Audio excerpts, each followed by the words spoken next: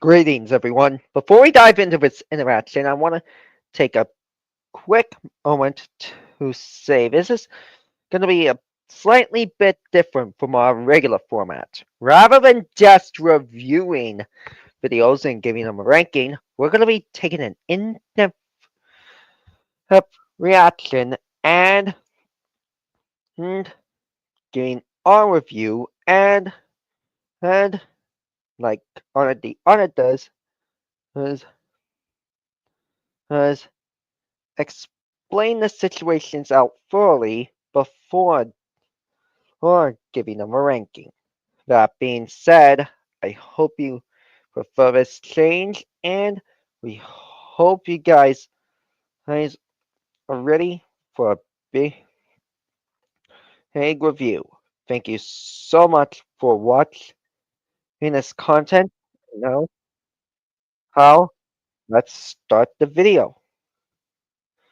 Video, how as intentional.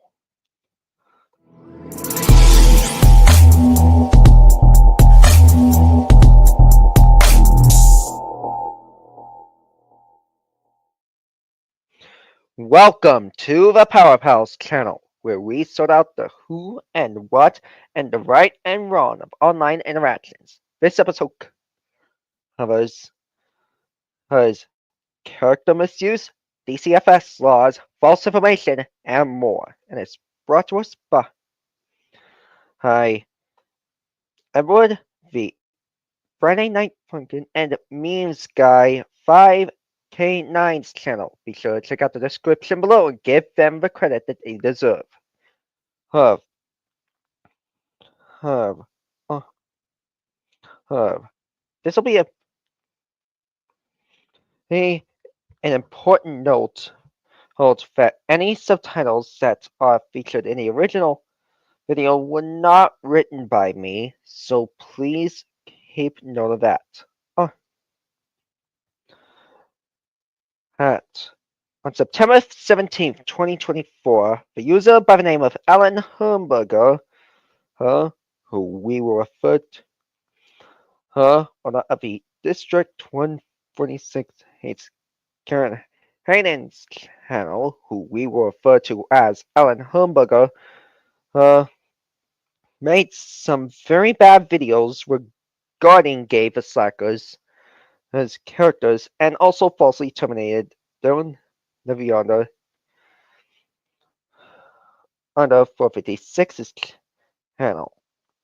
Channel, oh, because of a video that he made. This prompt the characters that Alan Hamburger were misusing were Gabe the Slacker's specific characters,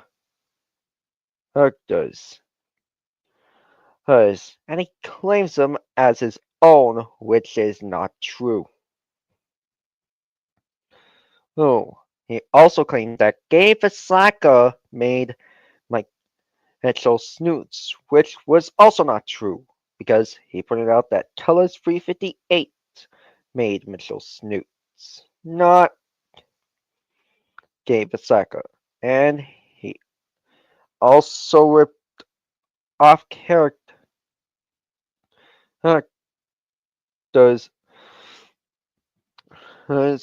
and also made a rip-off of Baby's R Us and Windows holes, and and his accusation was so blatant that it prompted the owner of the Edward the FNF and Memes Guy 5K9's channel, who we will refer to as Mr. Memes Guy, to make a video reviewing Alan Hamburger.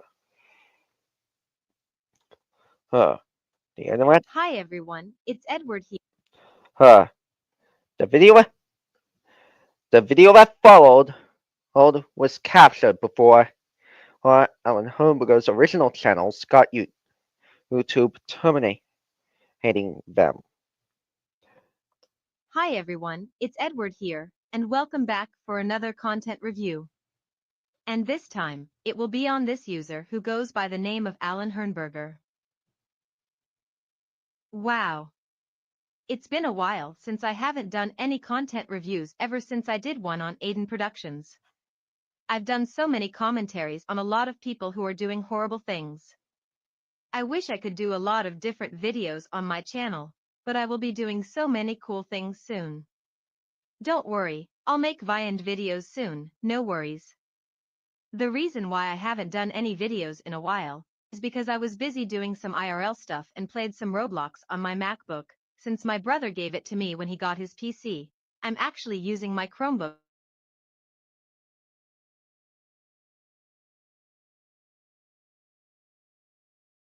for my videos.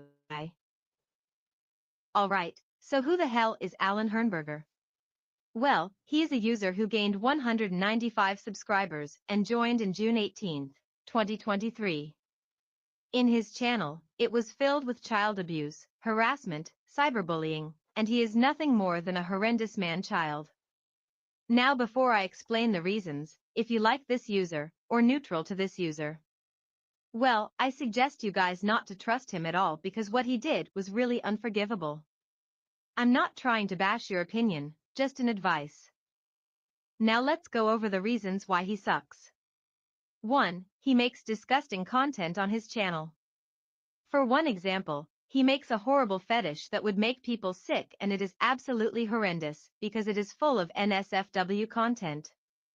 Seriously dude, you do know who you are doing is kinda disgusting and perverted, and it could result you into a community guideline strike for public nudity, dumbass. 2. He makes bad videos out of innocent characters. For example, he takes Gabe the Slacker's characters, such as Penelope, Molly, Everly, and many more. Seriously, what did Gabe the Slacker ever do to you? 3. He takes Penelope and Molly to the extreme and treats them like they are worse than Satan. Seriously, why are you doing this to those two little girls? Just because Penelope and Molly are doing a lot of fun things, doesn't mean you have the right to bring them to the extreme. 4. He rages in all caps, proving that he acts like Aiden Productions, Alexis the King of Cachos, and Sarah G the Foxy the Fox 110 fan. Wow dude, just wow. Imagine acting like an immature man-child. I would. Mr. Memes guy. I was. I was not only proving Alan Hernberger wrong on multiple levels, but he also explained that Penelope and Everly were innocent characters as well as Molly. Holy. Hey, however, Alan Hernberger always refuses to listen and comply with the requests of several users, which is one of the reasons why he claims bullshit things about them. He also made a claim that he hates Illinois ASMR girls. Well, not only was that not true, but because his quote unquote British friend Ashley Hayden was a girl. Oh, but the majority of the girls that Ellen Hamburger featured were never from Illinois. Hoy, this goes to show that some invalid evidence was featured. Heard. And it gave Edward the FNF and Memes guy and 5K9 the right to make an explanation on why Alan Hamburger sucks. Well, not only did he treat Gabe Vasaka's characters too seriously, but he also treated Gabe the Slacker with disrespect as well. Hell, this is one of the other reasons why Ellen Hamburger sucks. And not only that, he also shipped a 17-year-old person with an 11-year-old fictional child, committing the offenses of pedophilia and fictophilia. Well, and he even harasses and abuses his actual people, such as Twisted Kid 2021's stepsister, Karen Hayden, who we will refer to as Miss Hayden. Hmm. And and and we will also refer to Twister Kid 2021 as Mr. Twister. Alan also claimed that Babies R Us was quote unquote imaginary and even made a rip-off logo of it, making him a hypocrite. He also made several misconceptions and lies regarding hunting what Gabe Asaka said. Head, which is a bit concerning, especially since he was trying to harass Molly even more by replacing a mobile with a fire alarm. Now, even though Molly in general now has a big kid head despite a young age, age, it's well be noted that Babies R Us was always real, and in fact, Ellen Hamburger was acting like an immature man, old, old, much like Alexis Sakina Kachau, Howells, whose was a bit concerning.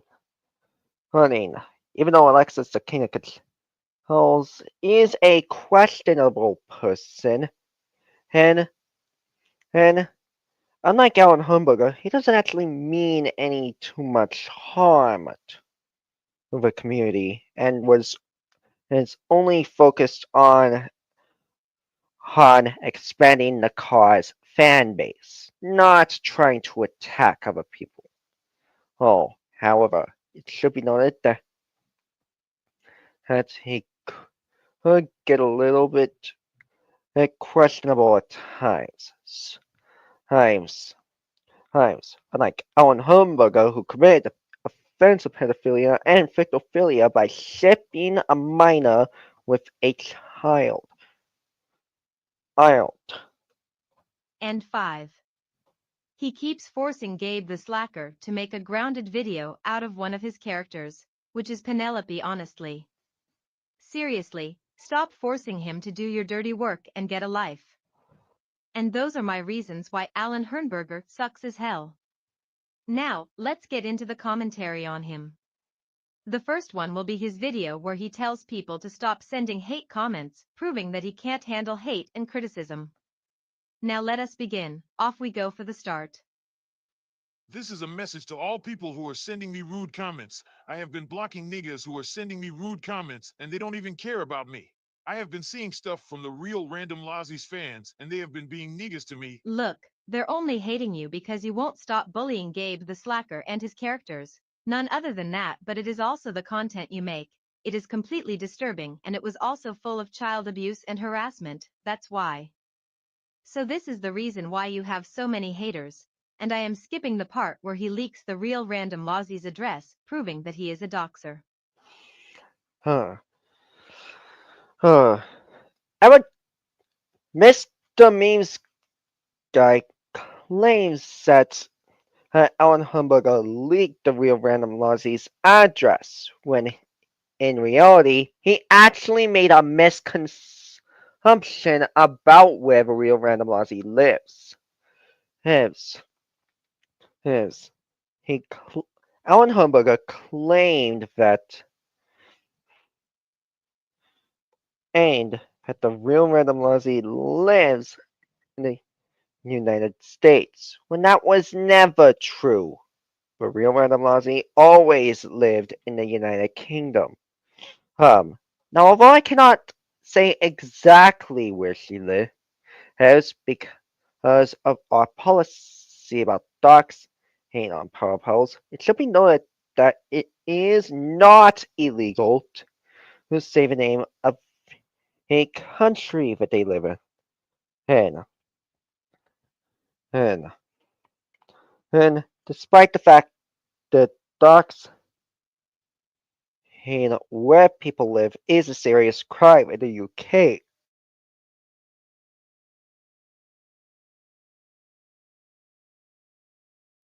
Well, the real Nazi, he lives in the US when it was the UK, but he also made a big misconception about where Gabe the Psycho lives, as he claimed that Gabe the Psycho lives in California, when in reality that Gabe lives in Nevada.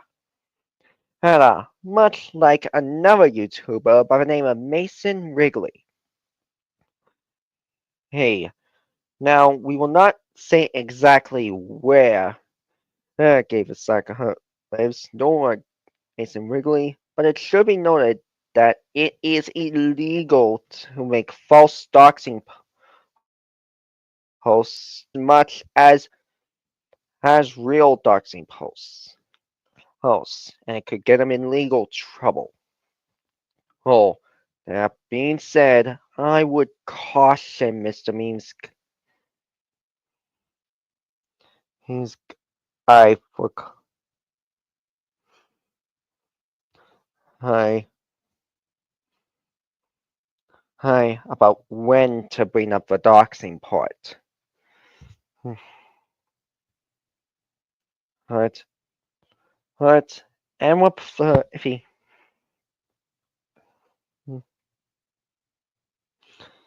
but he makes a second content review. So out of Alan Humberger and his new channel as well. Oh, oh, that being said, it should be noted that the Random Lozzie also hates Alan Humberger, and the reason why is because he and a bunch of our fans, myself included, were angry at him for lying about the real Random Lozzie. His actual whole living state. Eight. Eight. Eight. And eight. You are getting me angry. And you guys are to be sending nice comments to me and answer my questions correctly. And she is dead, and I hate when people lie to me. We're not sending nice comments to you because of your bullshit content. No one is ever gonna be nice to you other than your fan base. If you really want people to be nice to you, then at least make different content and stop using Gabe's characters without his permission. And already, Mr. Memes guy claims that Gabe is like his characters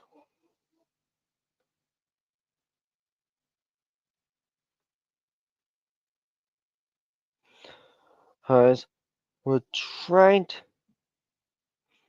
does were being used without permission.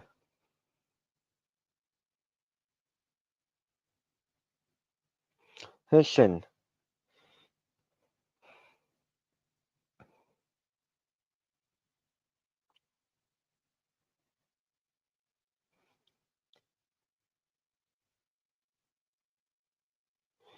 this hand. Not only was that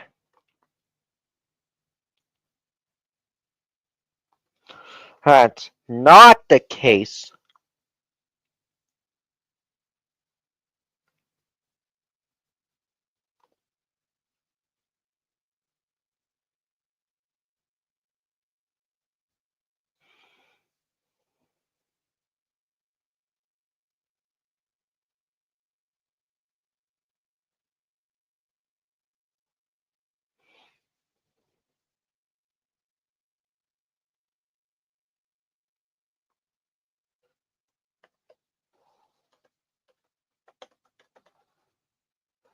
Huh. And gave a slack.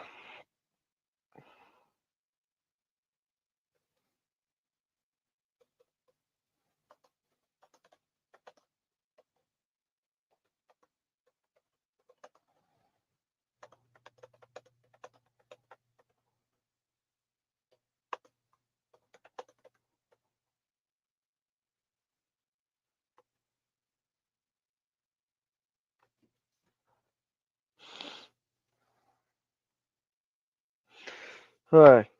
Gave slack.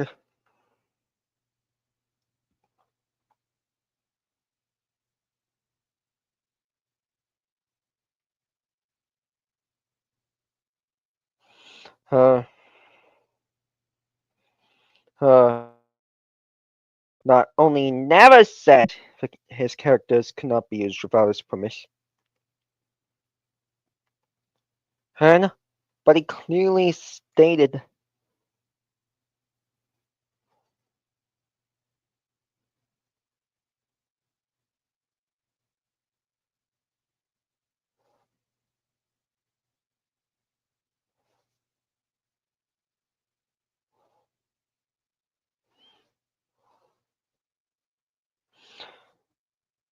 aided and on his own channel, that his characters are not copyrighted and we do not need his permission to use his character. As long as they are quote, not using them as victims of bad stuff. Huh. In this instance, hence, Alan Humberger was using Gabe Vasaka's characters as victims of bad stuff and was repeatedly harassing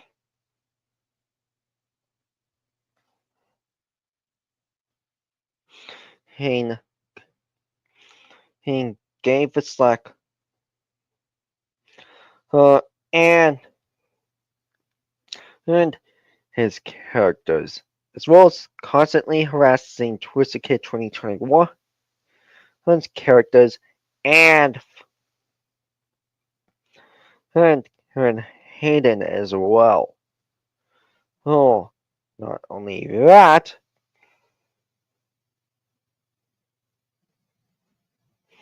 but gave us Slacker never said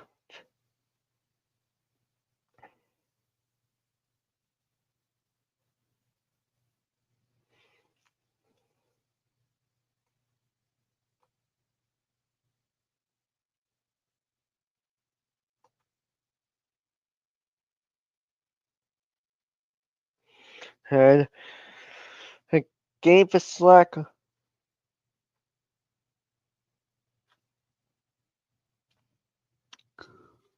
her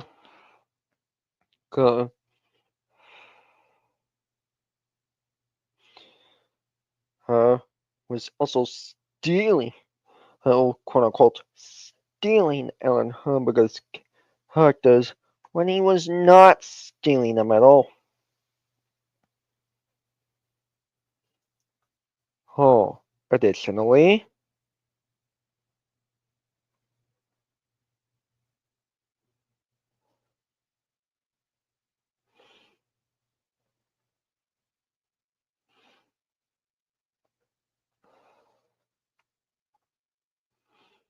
he gave us slack.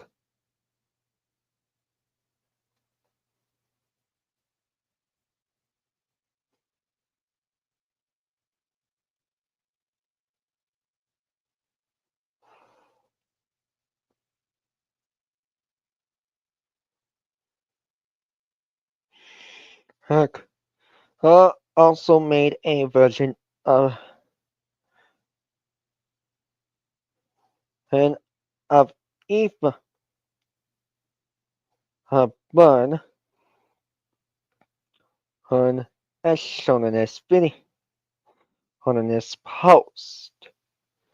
Roles: serving as a fifth grader at the Cyberspace School. Role: loving to make new friends. Also, who may design shit on her.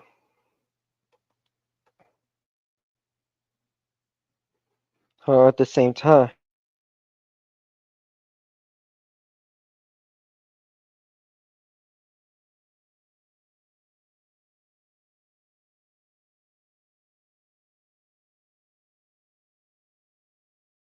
In any instance, hence gave us luck. Hacker was well within his rights to allow his characters to be used even without his permission. And CJ Studios has plans of using Gabe Vasaka's characters in his universe, as long as they do not use the stock characters, as they are being used for different characters in the CJ Studios universe. First, this goes to show how some people can make misconceptions against certain characters. And I do not agree with what memes guy claimed in the video.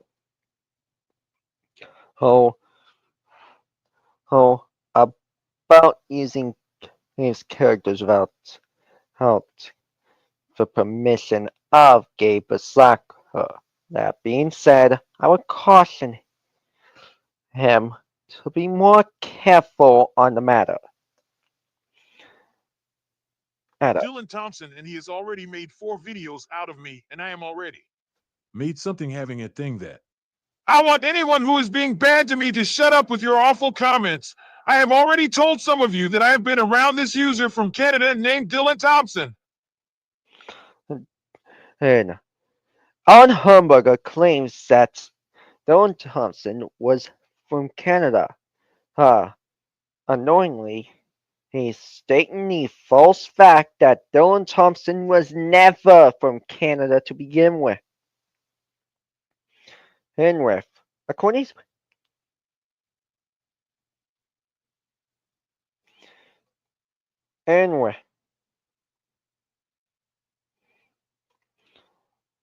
it should also be noted that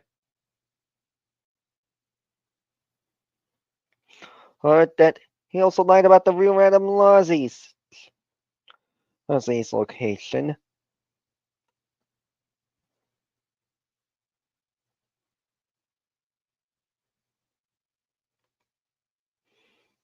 Hmm.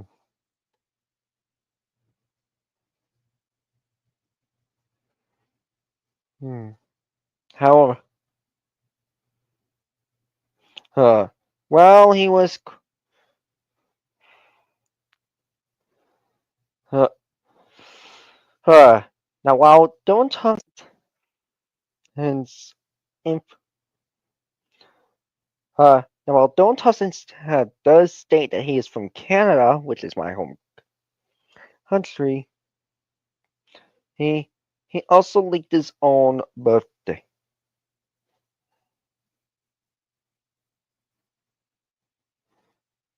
He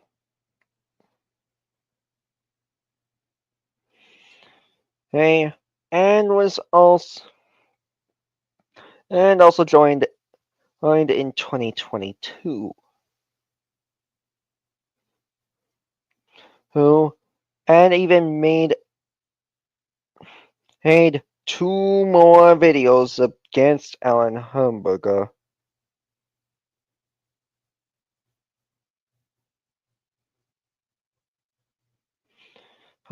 And their abusive videos. Hers.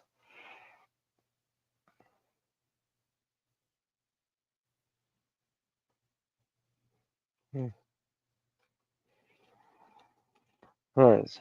We'll take a look at that a little later on. So while So while Alan Hamburger was correct in his assertion that Dylan Thompson was from Canada, like myself, it should also be noted that he actually threatened to beat Dylan Thompson up along with myself, which is against the law in every part of the world. It should be noted that it is illegal for somebody from a different country to cross over without a permit. And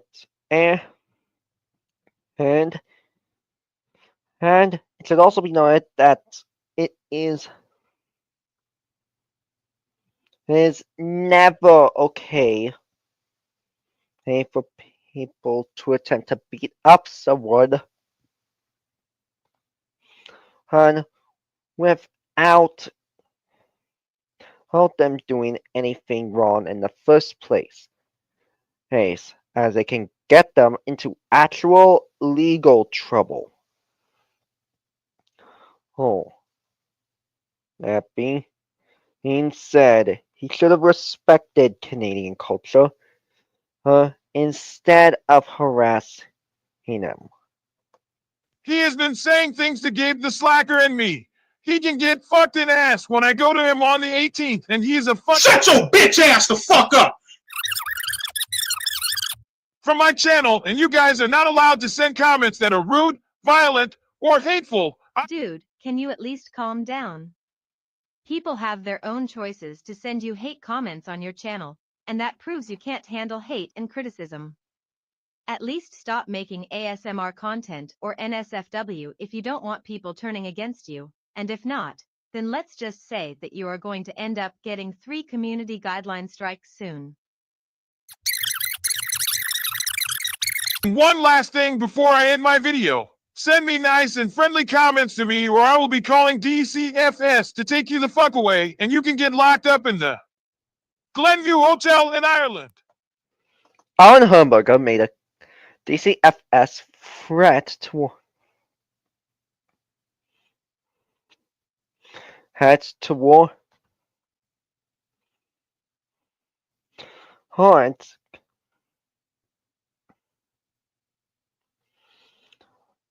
escapist Lacquer and many character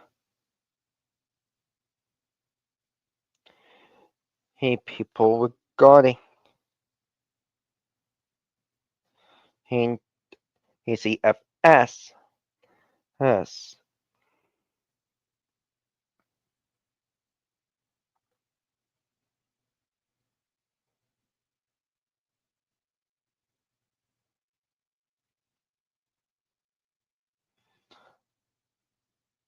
Yes. Now,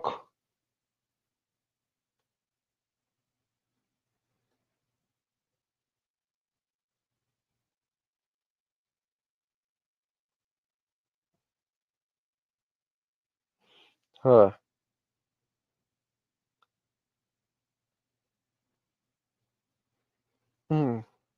According to an article on Wikipedia,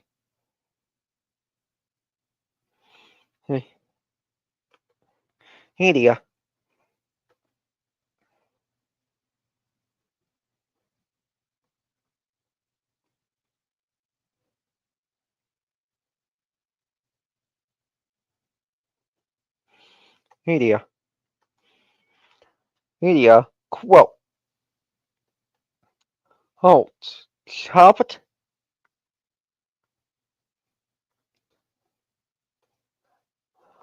halt. According to Wikipedia's article on DCFS, quote, Child Protective Services, or CPS, refers to government agencies in the United States that investigate allegations of child abuse or neglect and have confirmed intervene by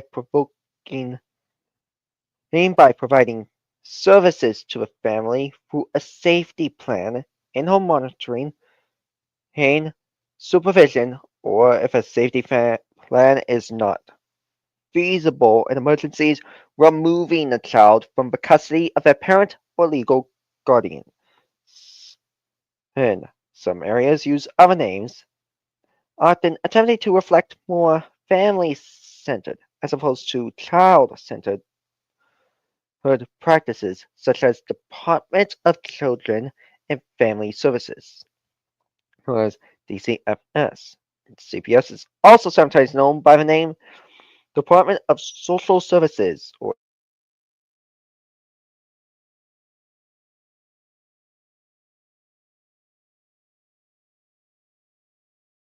DSS. Let's see. Have Children, Youth and Families, CYF. Department of Children and Families, DCF. Children and Youth Services, CYS in Pennsylvania only. Department of Children Protection and Permanency, DCPP, in New Jersey only, and Administration for Children's Services, ACS, in New York City only. CPS and DCF is a department under a state's Health and Human Services Organization. Additional and only there has been criticism involved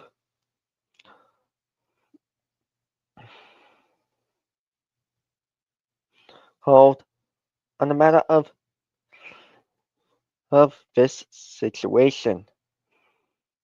And since 2004, the Texas Department of Family and Protective Services had itself been an object of reports for unusual numbers of poisonings, deaths, rapes, and pregnancies of children under its care. The Texas Family and Protective Services Crisis Management Team was created by executive order after the critical report Forgotten Children in 2004.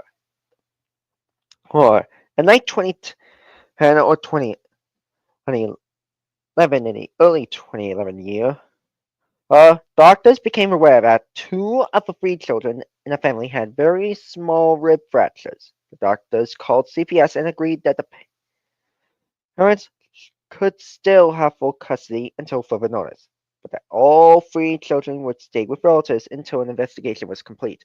However, soon after, for no apparent reason, the people at CPS in charge of the case held a hearing with the judge about whether the parents should still have custody. People at CPS did not tell the parents or their attorney about the hearing, and they did not tell the judge the children had already been removed from the house. The judge took away the parents' custody so the children could be removed from a home. As he, quote, thought the situation was an emergency. People at CPS waited until business hours were nearly over to tell the parents they had lost custody. However, the parents and their attorney hired a medical professional who testified that the very small rib fractures, which had no evidence of internal bleeding or bruising, could have been from accidents. Hence, so eventually the same judge who took away custody, based on misinformation, ordered CPS to pay $32,000, and he ordered the people in charge of the case to write a report about when they are and are not allowed to have a custody hearing. It is rare but not unheard of for a CPS to be punished by a court in any state, especially in Texas. In the 2008 case of the raid of YFC Ranch, and in April 2008, the largest child protection action in American history raised questions as CPS in Texas removed hundreds of minor children, infants, and women incorrectly believed to be children from a IFC ranch and polygamous community. With the assistance of heavily armed police with an armored personnel carrier, investigators, including Supervisor Andrew Ross, convinced a judge that all of the children were at risk of child abuse because they were quote unquote all being groomed for underage marriage. The state Supreme Court disagreed, releasing most children back to their families. Investigations would result in criminal charges against some men in the community. King Grounds of the Victim Relief Ministries commended CPS workers in the Texas operation as exhibiting professionalism, compassion, and caring concern. However, CPS performances was questioned by the workers from the Hill Country Community Mental Hard Hardation Center. One wrote, I have never seen women and children treated this poorly, not to mention their civil rights being disregarded in this manner. After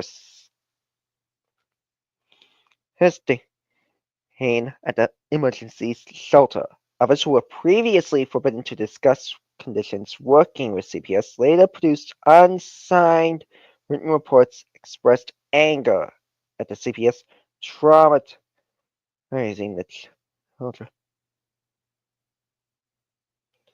and disregarding rights of mothers who appear to be good parents of healthy, well-behaved children. CPS threatened some MHMR workers with arrest, and the entire mental health support was dismissed the second week due to being quote-unquote too compassionate.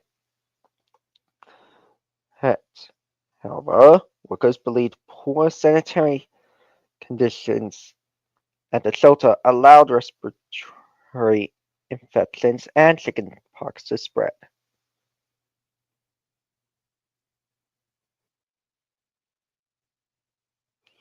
And, and, and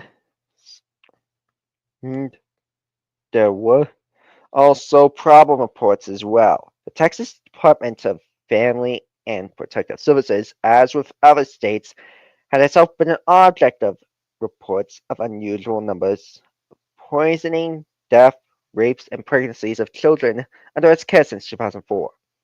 The Texas Family and Protective Services Crisis Management Team, as mentioned earlier, was created by executive order after the critical report of forgotten children of 2004. Texas Comptroller Carol Keaton Strayhorn made a statement in 2006 about the Texas foster care system. In fiscal 2003, 2004, and 2005, respectively, 30, 38, and 48 foster children died in the state's care. The number of foster children in the state's care increased 24% and to 32,474 in Escal 2005, while the number of deaths increased to 60%. Compared to the general population, a child is 4 times more likely to die in the Texas foster care system. In 2004, about 100 children were treated for poisoning from medications. 63 were treated for rape that occurred while under state care, including 4-year-old twin boys, and 142 children gave birth. Well, others believe it was Dave Ms. Strayhorn's report was not scientifically researched, that major reforms need to be put in place to ensure that children in the conservatorship of the state get as much attention as those at risk in their homes.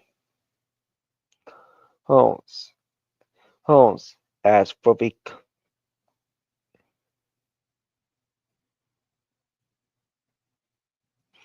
constitutional issues, in May 2007, the United States Court of Appeals for the Ninth Circuit found in the case of Rogers versus County of San Joaquin in section number 5-16071 and that a CPS social worker who removes children and of a natural parents into foster care without obtaining judicial authorization was acting without due process and without exigency or emergency conditions.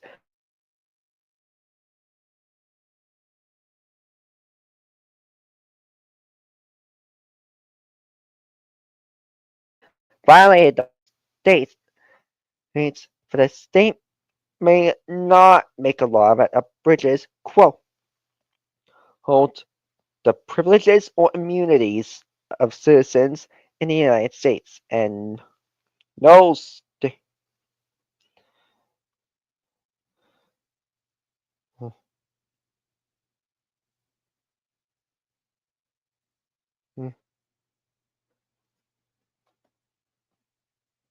Hate, may, quote, hold, deprive any person of life, liberty, or property.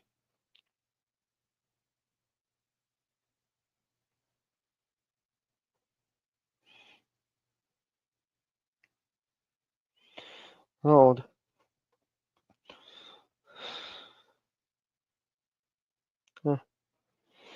Uh, right. But no state may, quote, hey, now quoting again, and deprive any person of life, liberty, or property without due process of right, law, nor deny I, to any person within its jurisdiction the equal protection of the laws. Section Title 42 of the United States Code, Section 1983, states that at quote, citizens can sue in federal courts any person who acting under a color of law to deprive citizens of their civil rights under the pretext of a regulation of a state. Hate. In the case of St. Hotsky versus Kramer, Section 455 of the U.S. Code 745 in 1982. The Supreme Court reviewed a case where the Department of Social Services removed two younger children from their natural parents only because the parents had been previously found negligent toward their oldest daughter. When the third child was 3 days old, the DSS transferred him to a foster home on the ground that immediate removal was necessary to avoid imminent danger to his life or health.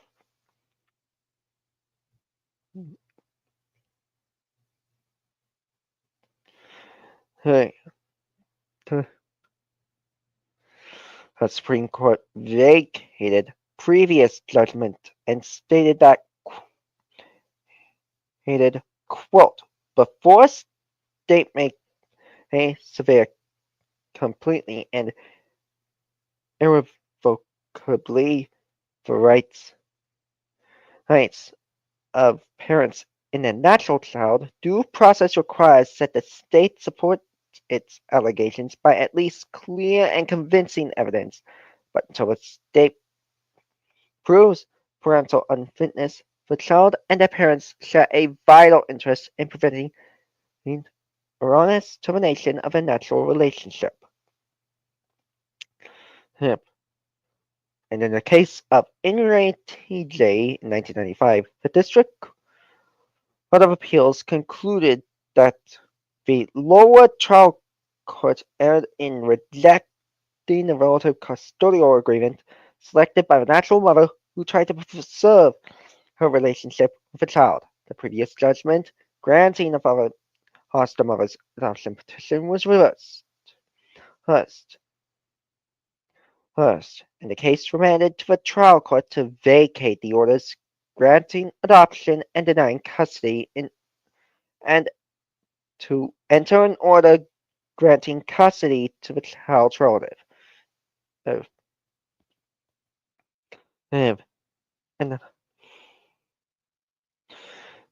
uh, uh, Notable lawsuits include a case in 2010 when an ex-foster child was awarded $30 million by jury trial in Santa Clara County, California for sexual abuse damages that happened to him in his foster home from 1995 to 1999, and he was represented by attorney Stephen John Etsy. The foster parents, later identified as John Jackson, was licensed by state despite the fact that he abused his own wife and son, overdosed on drugs, and was arrested for drunk driving. In 2006, he was convicted in Santa Clara County of 9 counts of lewd,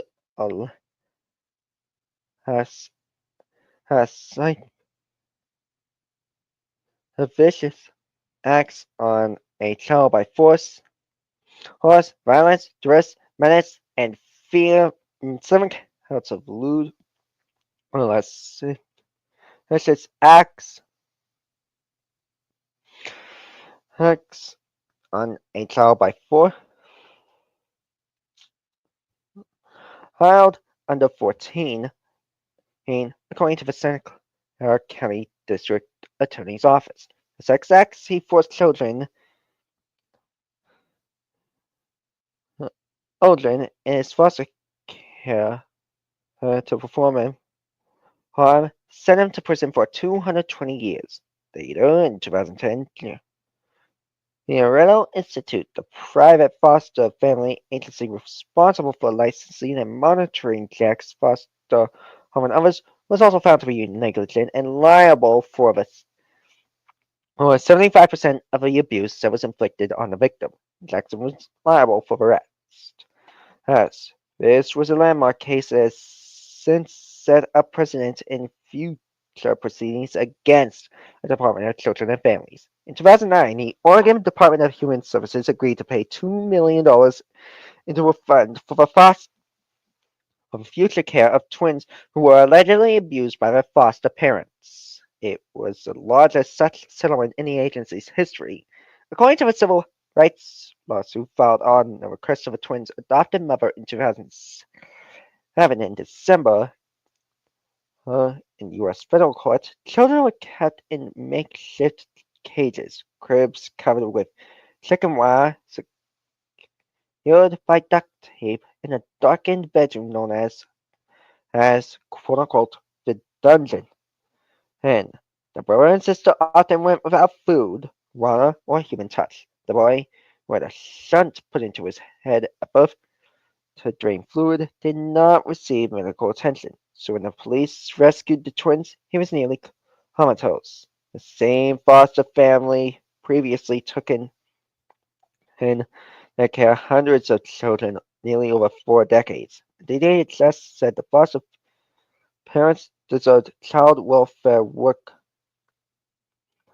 received child welfare workers during the checkup visits. Several lawsuits were brought in 2008 against the Florida Department of Children and Families, DCF, accusing it of mishandling reports that Thomas Ferrara, 79, a foster parent, was molesting girls.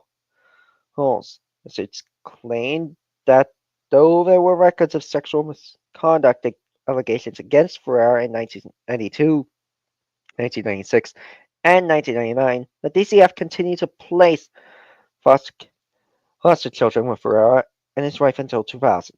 Ferrara was arrested in 2001 after a 9-year-old girl told detectives he had regularly molested her over 2 years and threatened to hurt her mother if she told anyone. Records show that Ferrara had as many as 400 children go through his home during his 16 years as a licensed foster parent from 1984 to 2000. And officials say that the lawsuits over Ferrara ended up costing the DCF almost $2.2 million in damages. Similarly, in 2007, Florida's DCF paid a $1.2 million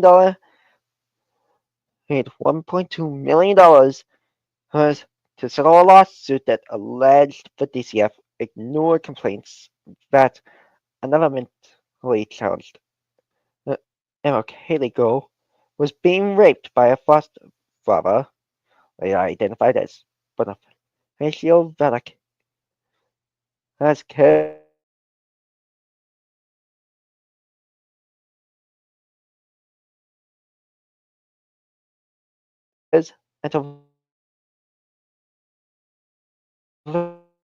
and by Children's Rights, a national advocacy group working to reform children welfare.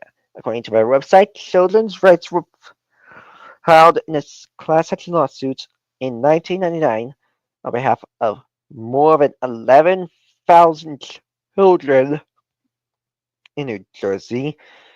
His child welfare system,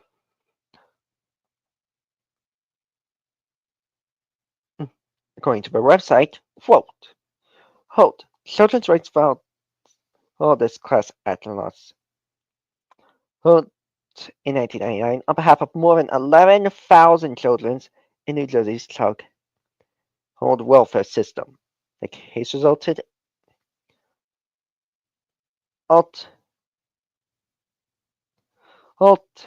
in court-ordered improvements after continued advocacy and a contempt motion against the state. Quote,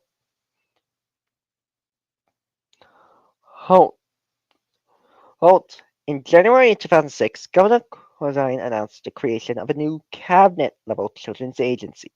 Children's Rights further publishes that, now quoting again, since then, New Jersey has made significant progress in implementing the first phase of the massive reform effort. DYFS is recruiting and licensing more foster parents, caseworkers are better trained, and have more manageable caseloads. And in 2007, New Jersey broke its own record for the most adoptions finalized in 1 year. However, significant challenges lie ahead. In 2007, with Sean McMillan as the lead trial attorney, Deanna Argentine Hardwick obtained a jury verdict against Orange County, California, and 2 of its social workers for violating her 14th Amendment rights to familial association. The $0.9 million verdict grew to a $9.5 million judgment as the county lost each of its successive appeals. The case finally ended in 2011 when the United States Supreme Court denied Orange County's request to overturn the verdict.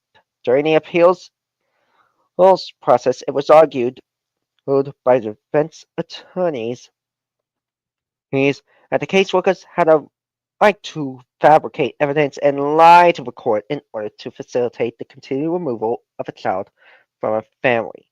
This case, which has come to be called the right to lie case, set a precedent of how caseworkers can handle cases to which they are assigned.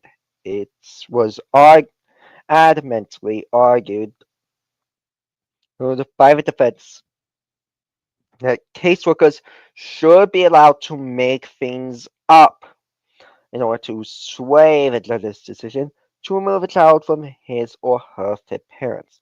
The defense attorney even tried to justify the rights of the caseworkers to lie, saying that the statutes which cover perjury are state statutes. Quotes.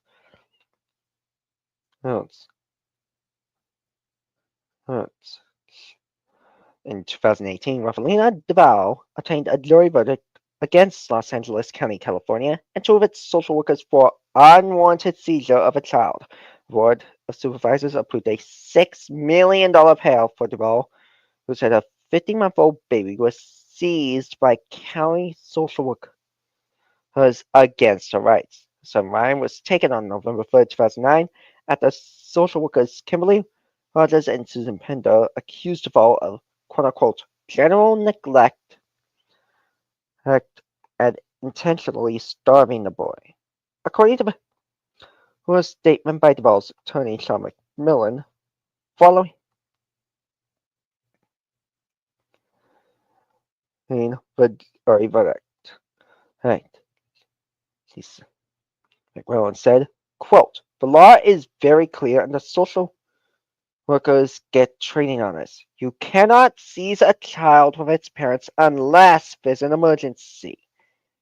In 2009, with the assistance of attorney McMillan, Rachel Burnell obtained an award against Social Services and Children's Hospital of Orange County activate her 20-month-old son and ran unauthorized medical tests on him and injected him with a dozen vaccinations at the same time.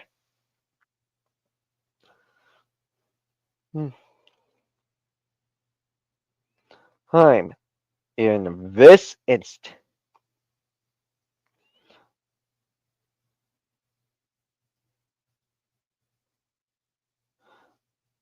Her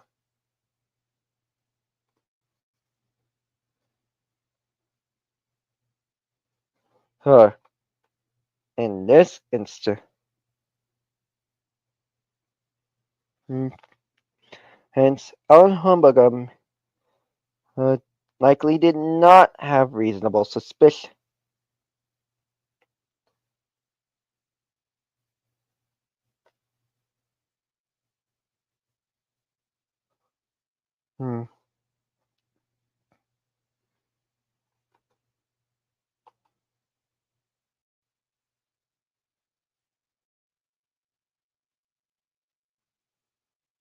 Listen.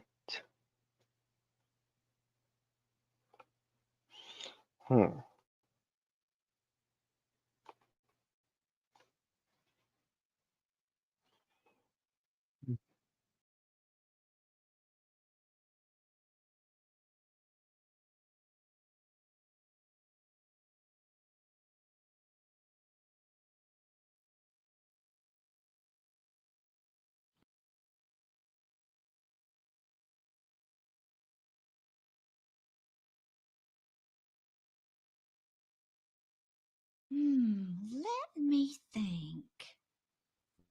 No. See what I mean? He's not capable of handling hate or criticism that shows how much of an immature man-child he is. He never stops harassing Gabe the slacker. Speaking of that, let's go to his message video out of Gabe and see what kind of bullshit he's got to say. Gabe the fucking slacker. How dare you do not request me Penelope gets grounded? Dude, he's not gonna do that. Why? Because Penelope would never do anything wrong in her life. The reason why he didn't want to accept your request is because Penelope is kind, innocent, and careful. So you're basically forcing him to do your stupid request, so guess what? He will never accept your request because you are abusive towards Penelope and Molly. This is why some people are reporting your channel. You are going to make the series or I can. Chris is the best one and he does the good things out of people. Actually, Chris is the only troublemaker in the Percy family. And I'm gonna explain it to you. He is always teasing his little sister Penelope and is always being mean to her ever since she was born. Not only that, but he also is destroying some of her stuff and ruins her upcoming field trips. He even pulls the school fire alarm, which would traumatize Penelope. To be honest, not only that he bullies Penelope, but also her sister Molly as well, even her best friend Everly. I don't know why Chris is so jealous of his sisters, but I swear, he needs to stop doing naughty things and quit harassing Penelope and Molly. Because I can clearly tell that he's got a horrible attitude. Hopefully Chris improves his behavior soon. Penelope is the bad one. Do I really need to keep repeating myself? Penelope is not a troublemaker because she did nothing wrong. You will make the series or I will call DCFS to take your fucking ass away. Of course. Really? No. And I will get Ashley to make you show your. Shut your bitch ass the fuck up! And you do the fucking series or you're done, asshole. These are the comments sent by the nigga who is request and to that user who sent it. Yes, he will make the series no matter what he says. He is not going to do a.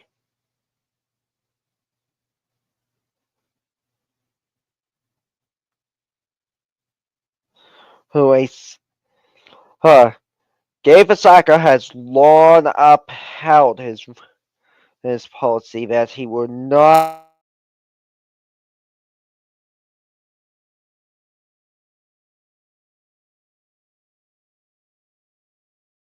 be creating that series in the first place.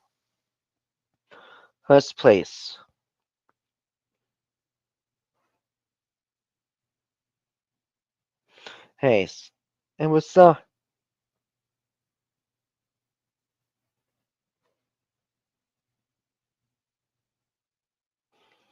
Heights. Chris isn't always in the on because as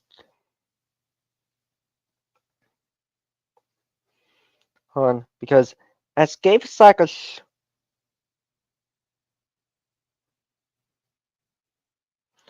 showed during his video with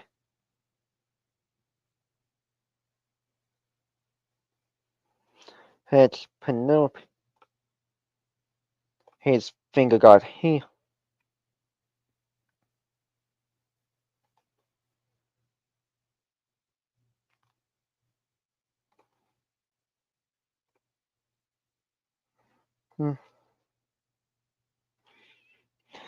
Held. Gabe Osaka has actually shown that Chris could sometimes be good as well. Oh, a big example on that is in the video. Penelope's held finger and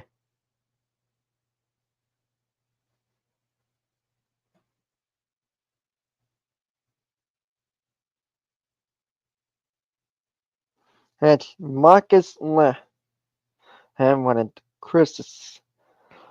to see Chris being a good boy.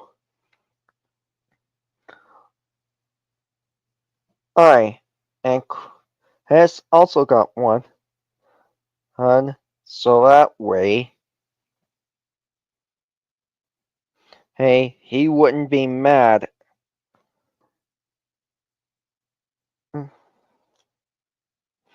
At Penelope.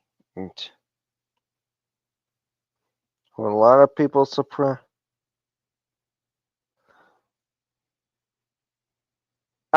Gave us Chris actually behaved as shown in this. Yes. Yum! I love this bacon BK melt. I love the cheese on it. We're glad you like it, Chris. You're being a really good boy. Yummy. I love this Bacon King burger. Hmm. Hmm.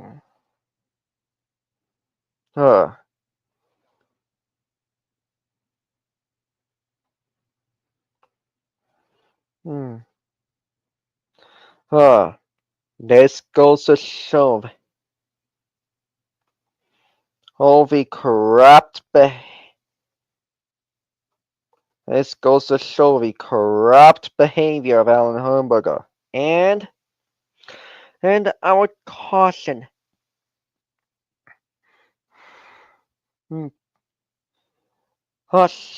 Mr. Memes guy. I do not accuse Chris saying that he's the only troublemaker in the Percy family, knowing he does not always cause trouble. Oh. Well, Oh. those comments you show proves that you are begging him to make Penelope gets grounded, along with that other user too, so keep trying. Because then, it will never work. And if he doesn't, he will get taken by DCFS and will know that. Of course. Really? No. And plus, there is no way he will be taken by that person. Anyways, moving on to the next video. And I will be featuring my good friend Leah this time. Nobody gives a shit about your stupid cookie cutter intro. Now fuck off. Hey Molly, do you want to watch a video? Yes, I do. What can I watch? Oh my god, what did you say? Some nasty stuff. You do know that Molly is a code. I could be sick. Dude. Why did you make her show her young sister some nasty stuff? You do know that Molly is a couple months old and she is not allowed to see stuff that's under her age. And plus, Penelope would never let her sister watch disgusting bullshit on our computer. Because you should know that little children such as herself and Molly do not like disgusting things that are on the internet. Mommy, Penelope made I can't believe you made Molly watch Two Girls One Cup. That video is very disgusting and you should not have made Molly watch that. Well, Alan, to be honest with you, Penelope would never get grounded for making her sister watch Two Girls One Cup, because she would never do that to her sister in her life. You're grounded and you will be eating from the toilet. Penelope, go in the bathroom and eat from the toilet. Rude.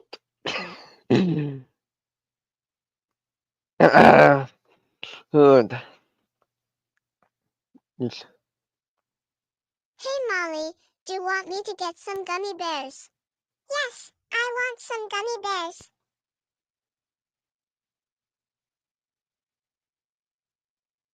Dude, what are you doing here? Why are you always after Penelope and Molly? Can you at least mind their business for once? Put those gummy bears back right now. No, You are allergic to Haribo gummy bears. Prove it. Penelope is not allergic to Haribo gummy bears.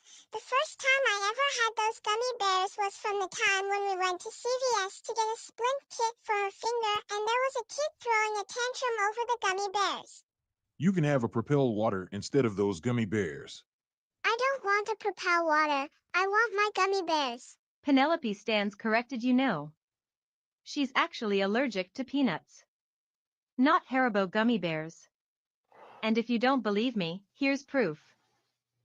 I had a bowl of Kellogg's Frosted Flakes this morning, then I had some Haribo gummy bears, and then I just tried peanuts for the first time. Did you start experiencing symptoms when you had your cereal this morning? No, What about the gummy bears? no, I did not start experiencing symptoms when I had the gummy bears. It was when I had the peanuts I started having problems. Okay, I think you might be allergic to peanuts. Allergic? What does that mean? That means your body doesn't like peanuts. They're giving you those hives on your arms. But peanuts are yummy. You can like a food, but still be allergic to it. There's your proof that she's not allergic to gummy bears. She's actually allergic to peanuts when she tried them for the first time.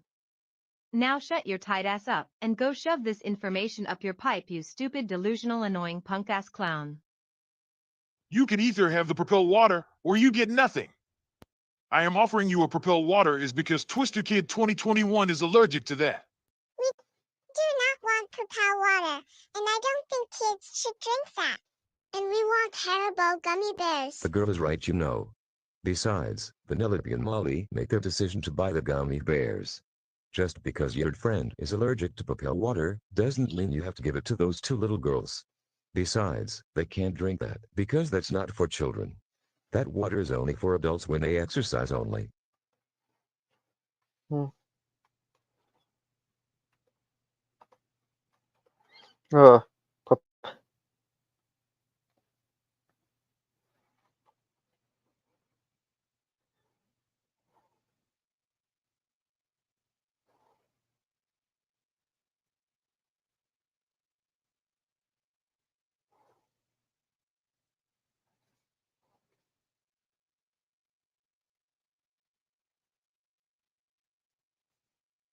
Uh, uh, Alan Hamburger and Mist Memes Guy.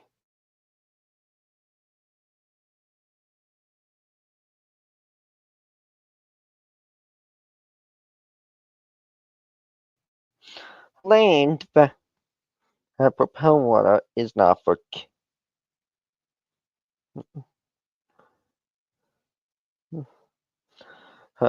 Alan Hamburger claims that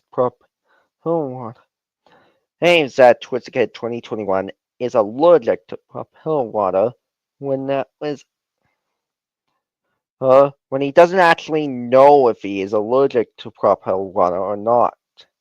And Mr. Mean Guy and his friends claim that propel water is not for kids.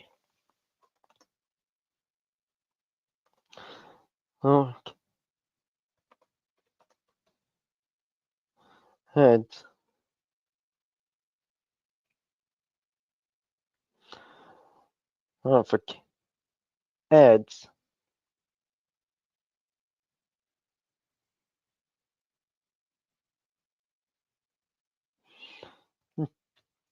Heads.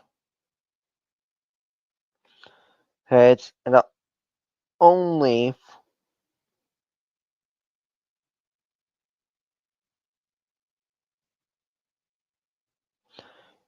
for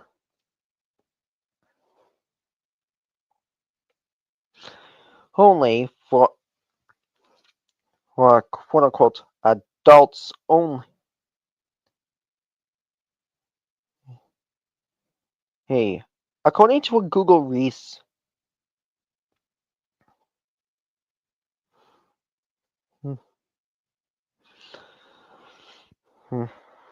it's an only for adults. Well, not only is that not true, well,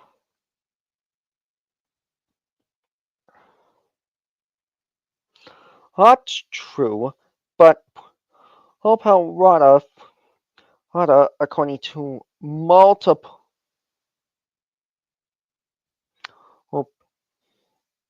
people, could be considered not healthy.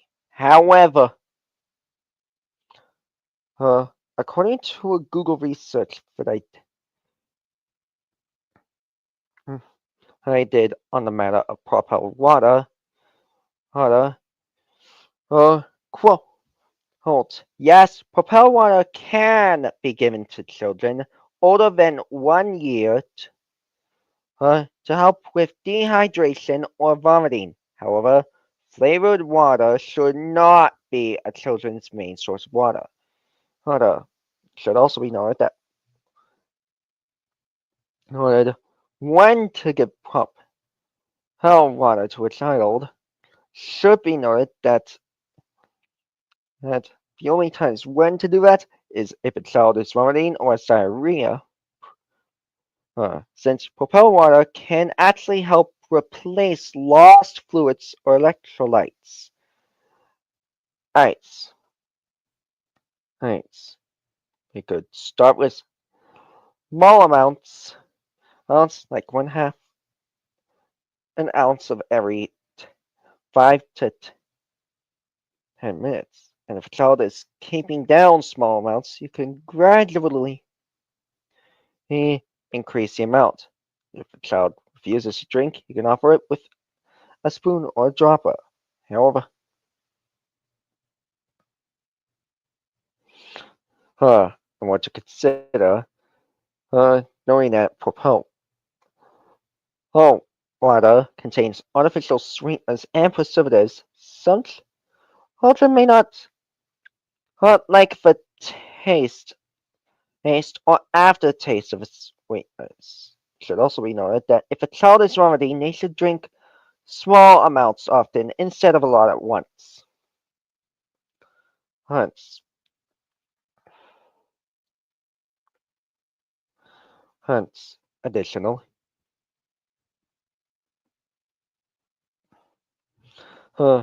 Additionally, according to Wikipedia, the ingredients for propel water often contains, along with water, citric acid.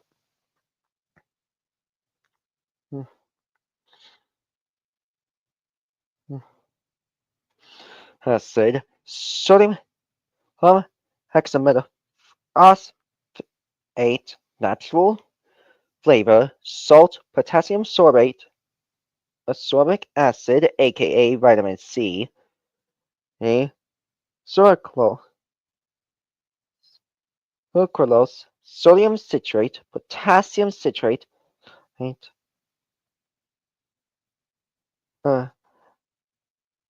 A sulfate potassium, niacin, Venomide, aka vitamin B3, calcium disodium DTA, vitamin E acetate, calcium methylphenate, aka vitamin B5, and pyridoxine hydrochloride, aka vitamin B6. Hex and was introduced in 2002 by Gatorade. Gatorade. And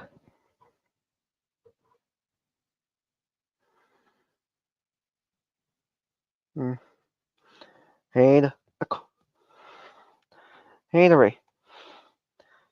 And according to another article,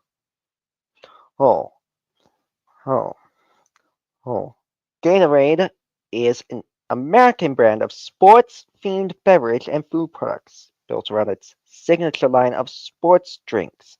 The drink is manufactured by PepsiCo and is distributed in over 80 countries. As someone who had Gatorade, I definitely knew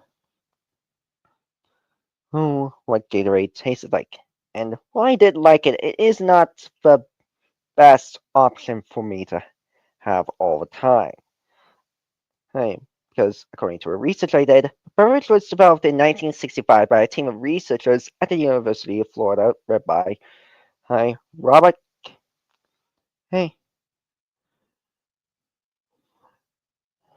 by James Robert Cade, who we will refer to as Robert Cade. It was originally made for the school's student athletes called the Gators to replenish their carbohydrates that they burned, and the combination of water and electrolytes that they had lost in sweat during vigorous sports activities. Stokely Van Camp acquired the rights to produce and market the Gatorade brand in 1965 before the company was purchased by Quaker Oats Company in 1983, which in turn was bought by PepsiCo in 2001. As of 2010, Gatorade is PepsiCo's fourth largest brand on the basis of worldwide and annual retail sales. It competes with Coca-Cola's Powerade and Vitamin Water brands worldwide, and Lucozade in the United Kingdom. Within the United States, Gatorade accounts for approximately 67.7% of market share in the sports drink category.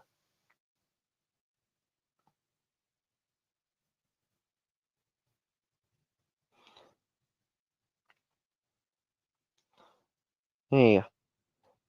Now, in some places, Gatorade is actually restricted. However, a majority of it, not counting New Zealand, and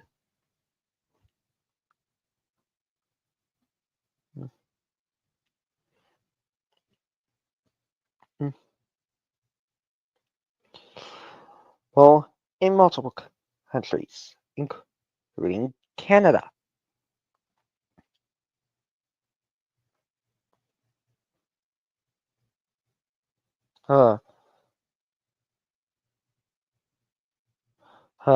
Some flavors have been discontinued in the US, such as Alpine Snow and Starfruit, have since been made available in other countries. It was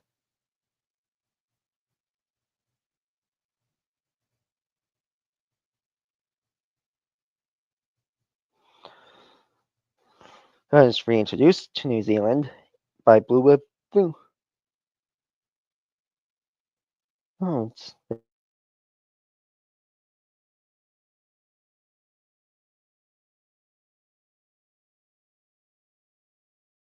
says a has distributed along with Bluebird potato chips. In September 2022, Gatorade introduced Fast Twitch, its first caffeinated energy drink.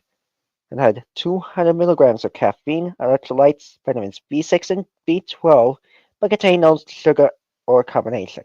The company said it was designed to be taken in before a regular beverage consumed for hydration.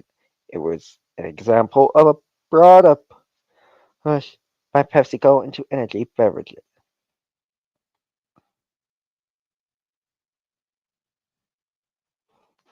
And it was released in 2023.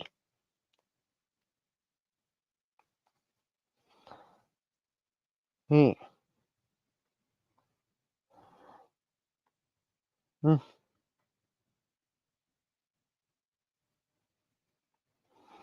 Hey.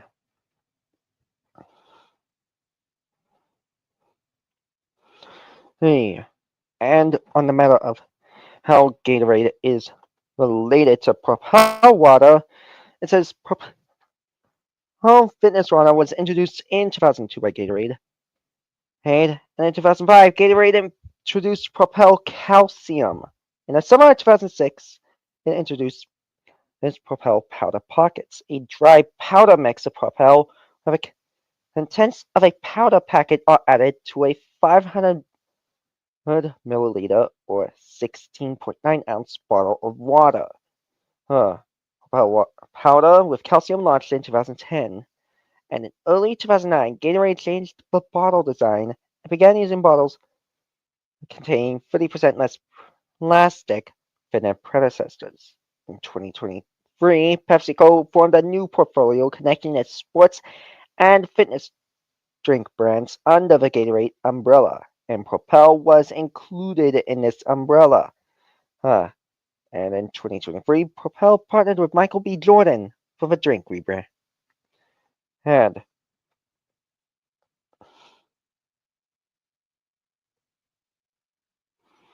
and hmm, hmm, and in this instance,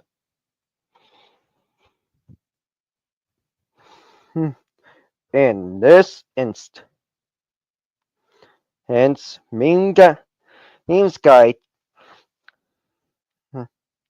I failed to note that Propel water is actually safe for kids to drink as long as they do not consume too much of it at the same time. However, I wouldn't recommend it too much. Unless you're extremely active. If that being said, I would caution. I would caution.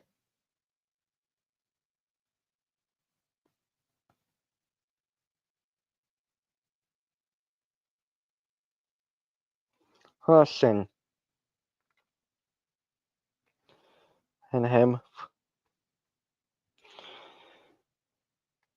about accusations made towards Propel Water rather than just assuming that it wasn't for kids. Get that through your thick skull, mother trucker.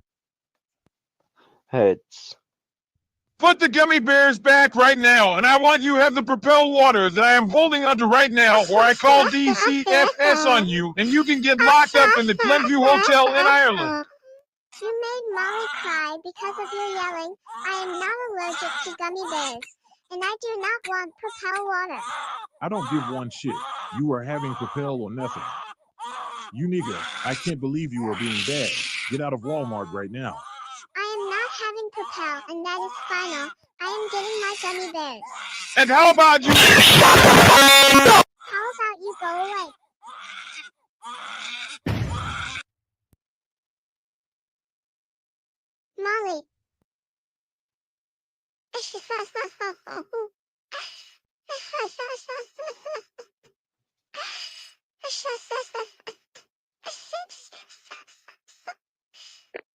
Tactical nuke incoming!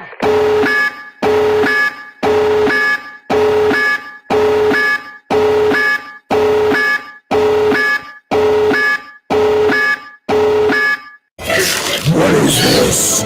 Do you think this is funny? Shut up! You're like the 26 millionth person to type this fucking joke in the internet! Do you think people care? No, you dumbass! When warn you, if you ever type that sentence again, I'll know. And next time, I will eat your limbs! Do you understand? You putrid f***ing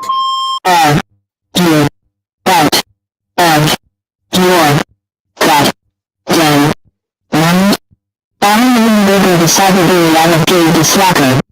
How could you kill Penelope's younger sister Molly? You should know that Molly is a little baby and she is a couple months old, and what you did there was child murder, and you could go to jail and face the execution big time for murdering an innocent little girl. That's it. I now detest you for what you did to Molly. Well, I hope I didn't enjoy that video. Why?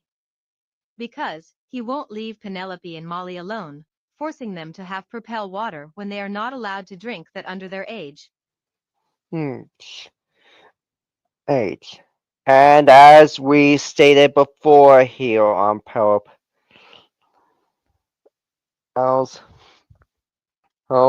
it is actually only Penelope that was allowed to have it at that time. Kids over a year old at this point are allowed to have Propel water. As proven once again.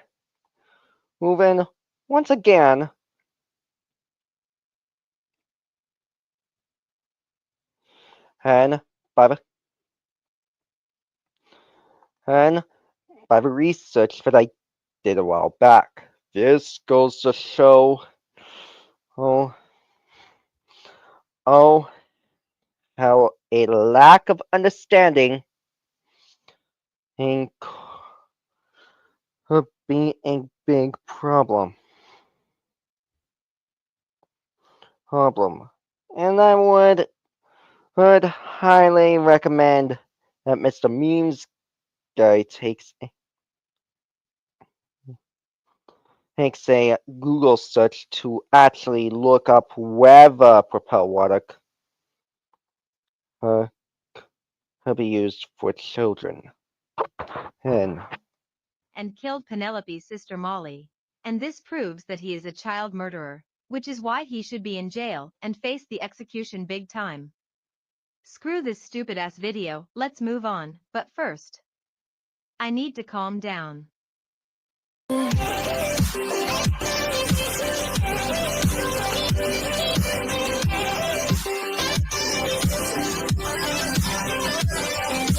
Okay, I feel much better now.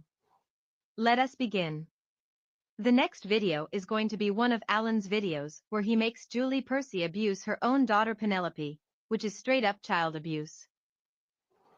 I like listening to ASMR on my phone.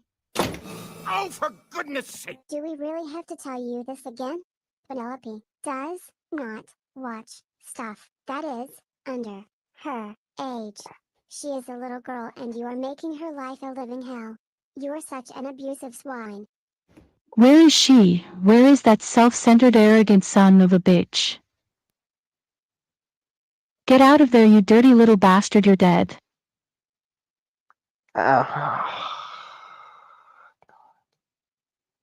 If I ever see you anywhere in my room, I'll blow your head off.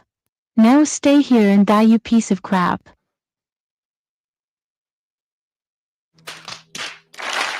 Seriously, mother trucker? Her mother would never mistreat Penelope like she is worse than the devil. Besides, Julie would never lay her hands on Penelope, and she does not abuse her own daughter, because she should realize that she could get arrested for child abuse, and probably get her many years sentenced in jail. I know, right? And plus, child abuse is a serious crime and you could get into court and will probably get executed. And what Leah said is absolutely true, and her speech explains it all. So stop torturing Penelope and Molly already.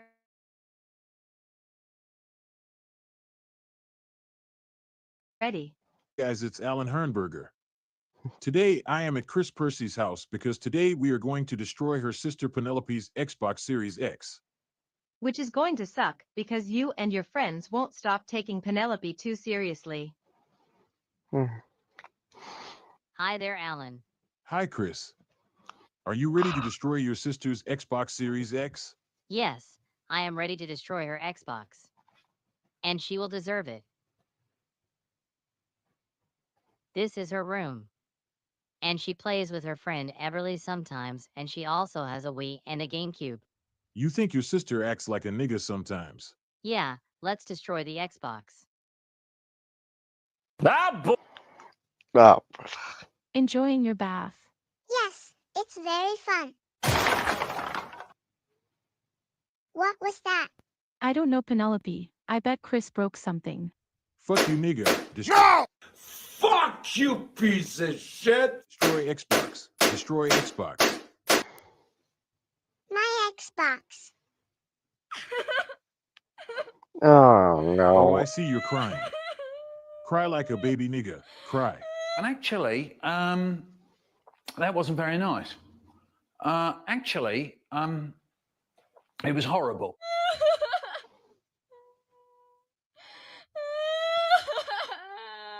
Penelope. What happened? Oh, Mommy. Ugh. Chris and this boy destroyed my Xbox, and I have no Xbox. Chris, why did you destroy Penelope's Xbox? And wait a minute. Who is this guy? I invited Alan Hernberger because I wanted to destroy Penelope's Xbox because I wanted to get revenge for everything she's done to me all school year. And yeah, I did it for you. Chris, you don't ever destroy someone's consoles. You destroyed Penelope's laptop. You destroyed her Nickelodeon Dance Wii game, and you are not allowed to have friends over while grounded. And you need to have this guy go home, and you are grounded for the rest of the summer. I see that baby sister of yours, Penelope, is a fucking nigga. What did you just call my daughter? You heard her. It's not really nice to call her the N-word. Even though you are black. Seriously, why are you so mean to her? What did she ever do to you? Hey, Alan, you don't ever call Molly the N-word. That is very racist of you to use that at her. You know that word is very racist. And you need to get out of my house before we call the cops. I agree with her. And besides, you are trespassing in her property, and you could get in trouble for barging into someone's house. This is illegal, you know that? Well, he's black and he can use that word if he wants. Chris. You know the N-word is racist. And you know your friend Alan shouldn't have used that word, and you going to your room and no fun over the summer. Hey Penelope. I'm sorry about your Xbox. I know, he shouldn't have let anyone come over and break my Xbox. Well, thank God he didn't kill her mother in that part. Because if he did, he would get his ass arrested for murder. I think we have 3 more videos to go, Edward. Indeed, Jay. I really hate how Alan bullies Penelope and Molly. Anyways, moving on to the next video. I will get Frankie Cohen over here to help me. I feel like playing this new game called GTA San Andreas. Bruh, she does not play that game, because it is not appropriate for her age, and she could get caught by her parents if she'd play that video game. Skipping that.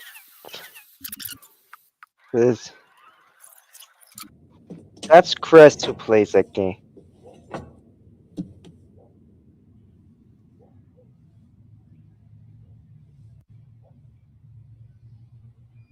San Andreas. You picked the wrong house, fool! Hey, Penelope, why are you playing GTA San Andreas? And where did you even get GTA San Andreas? I got the game with my Seriously, motherfucker. Penelope would never steal from her own mother, because if she did it on purpose, she would get her privileges taken away, and she does not take people's credit cards to buy something she likes. and she does not play games that are under her age. Get this through your thick ass skull, bitch ass. I am already getting tired of this abuse. Deploy the next video, Niloe. If you say so, Edward. We have 2 more left. In the Should we buy a gun to shoot Gabe the Slacker if he doesn't go with Alan Hernberger in September to beat up Dylan Thompson? Another threat.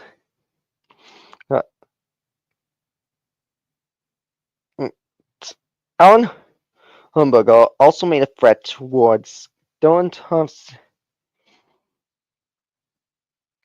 and was also trying to threaten Gabe the Slacker. Hacker to go with him. Well, not only did Davis Hacker refuse Alan Hernberger's request, but he has upheld numerous times that threats are not to be made towards anybody. Honey, making beating up threats does count as an offense, and could cause trouble.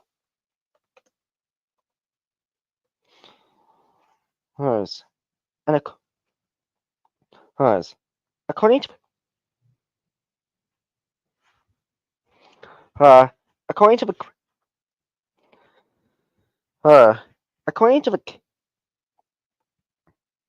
according to the Canada Justice Law's website, criminal code RSC 90 times Ace Heed section A -426 quote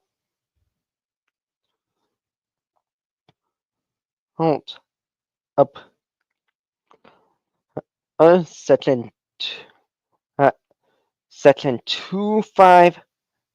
section 265 of the Government of Canada's criminal code RSC 90 A-26 X as quote a person commits an assault when without the consent of another person, he or she applies force intentionally to another person directly or indirectly. B. They attempt to threaten or have so threatens by an act or gesture to apply force to another person. And if they have or causes that other person to believe on reasonable grounds that they hasn't ability to affect the purpose, or C, while openly bearing or carrying a weapon or an imitation of action thereof, he causes or impedes another person or banks. Additionally,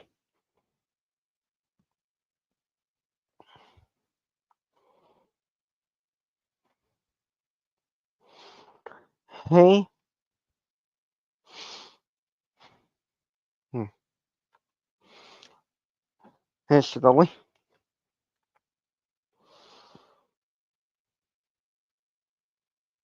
consensual fights. According to Lincoln of Lobby law, quote, consensual fights involve mutual application of force with informed consent between two parties, whether it's siblings play fighting, a friendly spar, or even a challenge from a stranger. It is not necessarily illegal for two individuals to consent to a fight in Canada. However, in Alan Hernberger's case, he was attempting to assault Dylan Thompson, which is illegal and could get him arrested.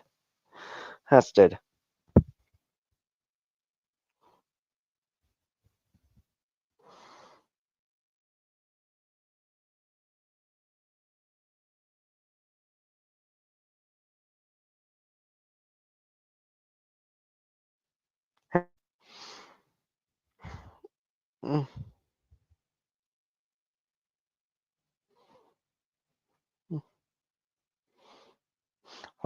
Under a criminal code in Canada, assault is the attempt to inflict force to another person directly or indirectly without a person's consent. And it's a critical concept for all assault cases. Consent implies voluntary agreement to engage in the activity or the he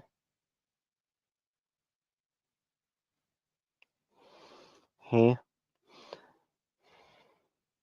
he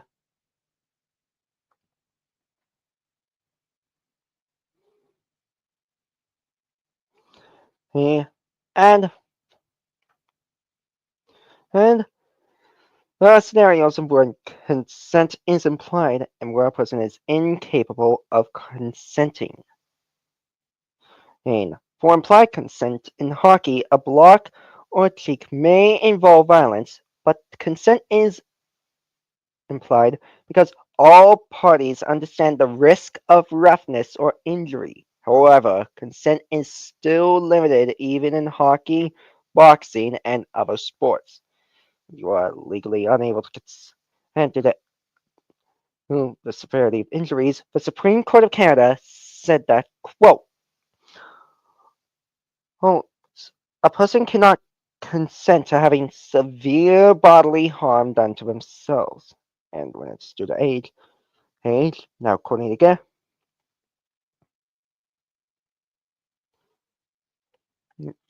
and when someone under 16 years old is involved in a sexual act with someone who is 22 or older, there can be no consent. By law, someone under 16 can not consent to sexual activity with someone 5 or more years older.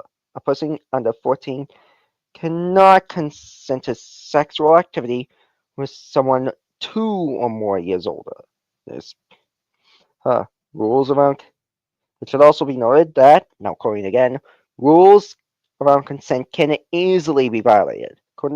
Canadian courts have become very strict about enforcing criminal charges for violations of legal consent in assault cases. Even if you think you've obtained consent, you may need help understanding the nuances of the law.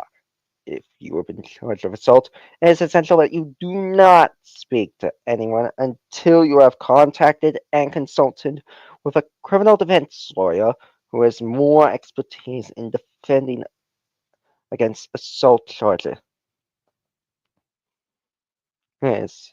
Categories, but the criminal code also lists several types of categories of assault, and it could result in a variety of penalties and or prison time.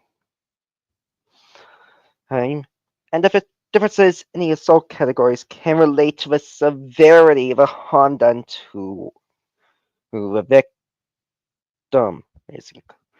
For uttering threats, this may include causing death or bodily harm to anyone, destroying or damaging property, or killing or injuring an animal is considered personal property. Uttering threats can also be an indictable offense and an offense punishable by summary conviction and punishable by up to 5 years of imprisonment. Assault is committed when someone intentionally, without consent, applies force directly or indirectly, attempts or threatens to cause harm to another person, and in this case, Dylan Thomas, and cause someone while carrying a weapon. Carries assault with a weapon or causing bodily harm is when someone A carries, uses, or threatens to use a weapon, B causes bodily harm, C chokes, suffocates, or strangles someone else.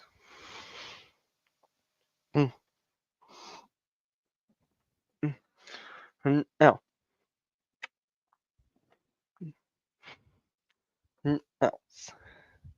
else. As for aggravated assault, and assault a weapon, they are hybrid offenses chargeable as either a summary conviction offense or an indictable offense, depending on the assault's severity. A summary conviction offense may have up to a fine of about $5,000 Canadian or 6 months in prison. An indictable offense hence could result in up to 10 years in prison. And for an aggravated assault, this is charged when and very serious injuries result from an assault. An aggravated assault wounds, maims, disfigures, or endangers someone's life. This offense, hence, which is indictable by the way, can result in imprisonment for up to 14 years. Aggravated assaults of a police officer or public transit operator and disarming a police officer carry similar penalties. As sexual assault and aggravated sexual assault are crimes that involve unwanted sexual contact and ranging from a severity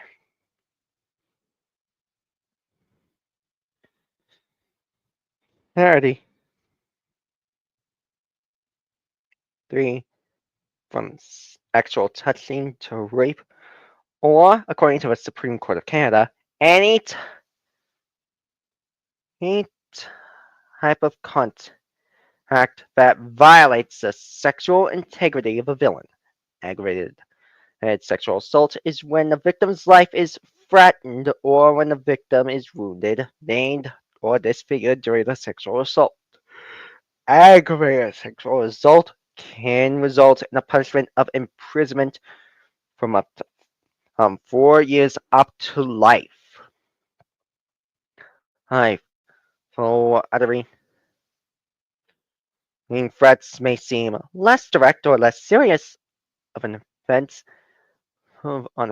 It's still a very serious matter to be accused of any type of assault. In Canada, a conviction for any assault type is likely to incur serious penalties along with a criminal record that can have a permanent life-altering impact. If you've been charged with assault, it is critical that you remain silent until you speak with a skilled, experienced criminal defense lawyer.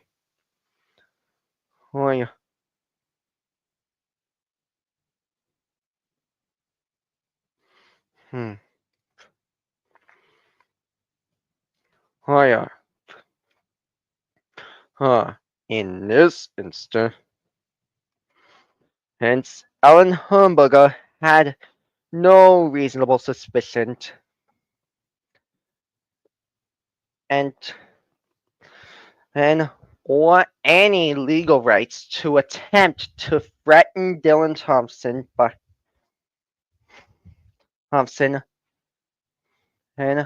going to Canada to harass Dylan Thompson or attempt to beat him up.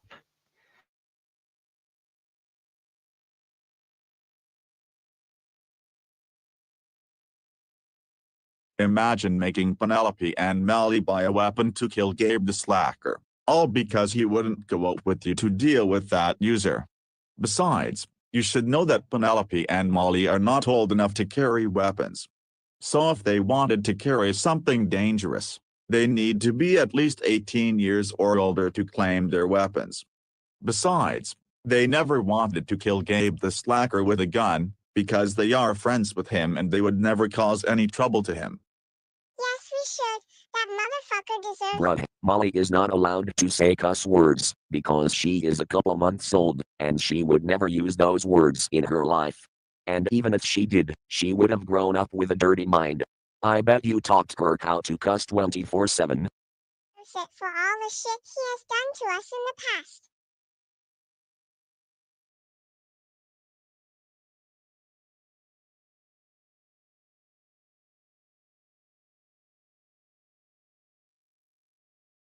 care that Penelope and Molly were gonna buy the gun. She would have at least stopped them because this information says right here that children are not allowed to buy guns under their age.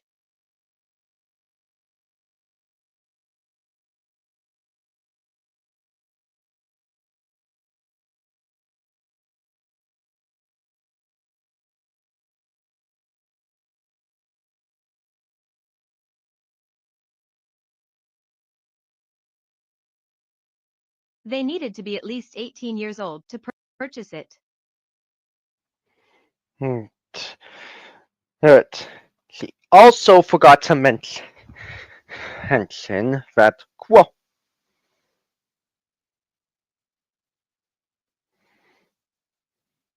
Oh, federal law requires a person to be at least 18 years old to buy a rifle or shotgun from a licensed dealer, and at least 21 years old to buy a handgun from a licensed dealer. Many states have raised the minimum age to purchase firearms, and some states have stricter minimum age requirements for handguns than federal law. Federal law for unlicensed sellers. Federal law has a lower minimum age for purchases from unlicensed sellers, and with no minimum age for long guns, and an 18-year-old minimum age for handguns. Guns. Now, a parent or legal guardian can technically purchase a gun for a minor or let them borrow it, but the parent has to give them written permission.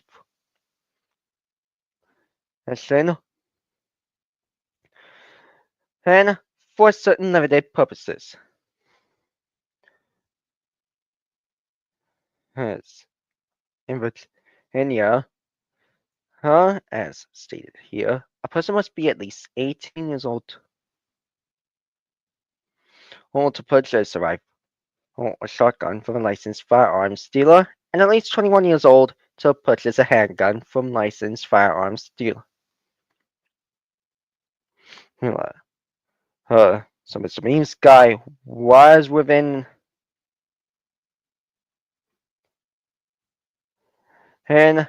his rights to criticize Alan Herberger. Based on that. That as well. So this basically proves that you are breaking the law in the United States of America. I suggest that you look at stuff online about the laws in the USA. Molly, I want you to hide the gun under your crib. Okay, Penelope, I will hide it under my bed and Mommy won't know about it.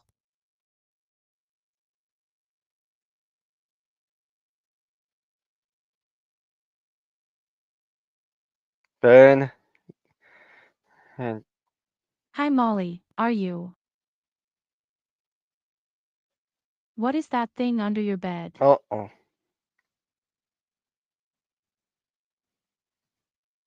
Molly, where did you get this gun from? Everly, so we can use it for when we fly.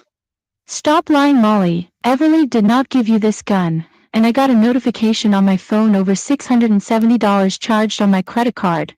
Where did you buy this gun from? Tell me where you really got it from, or I will call DCFS and the cops over to take you away. Hey, in any instance, it's having a gun from in a house wouldn't be a reasonable suspicion and necessary to call DCFS unless the parents were actually abusing the children. Fine, me and Penelope got it at Big R. Don't get angry with me. You know what? I cannot take this any further. I cannot take any more of this abuse and harassment. No wonder why Alan has to be treating those two girls like shit. Anyways, moving on to the final video, and then I am done with this asshole. Let's roll this last one. And Molly, come here. What is it, big sis? Do you want to watch a movie? Yes. Do you want to watch? You're the light, you're the night, you're the color of my blood. Ooh, 50 Shades of Grey. That is a good movie to learn about the different colors of gray. Dude, you should know that Molly and Penelope are not allowed to watch this movie. Besides, that movie is too inappropriate for them. According to Google, it says that small children are not allowed to watch this movie. Why is that, Edward? Well, 50 Shades of Grey contains a lot of disgusting things that were known as explicitly erotic scenes featuring elements of sexual practices involving BDSM, or bondage/discipline, dominance/submission, and sadism/masochism. The 50 Shades series belongs to the genre of dark romance. It also may contain foul language, nudity, or graphic violence. That's a reason why they shouldn't watch 50 Shades of Grey, including the other 50 Shades movies. Also, Penelope and Molly would never say they can watch that movie if they want to, because they will get into a heap of trouble if they even watch that movie. Do you want to watch this with me? Oh, hell no!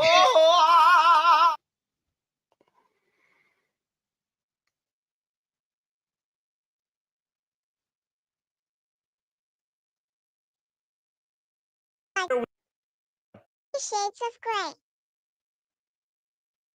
Ah, boy, here we go. Penelope. Mommy, That wasn't very nice. Actually, we are watching Snow White and the Seven Dwarfs. and actually, Yeah, don't lie. that wasn't very nice. Actually, it was horrible. So now you're making Penelope and Molly lie to their mother? Bitch.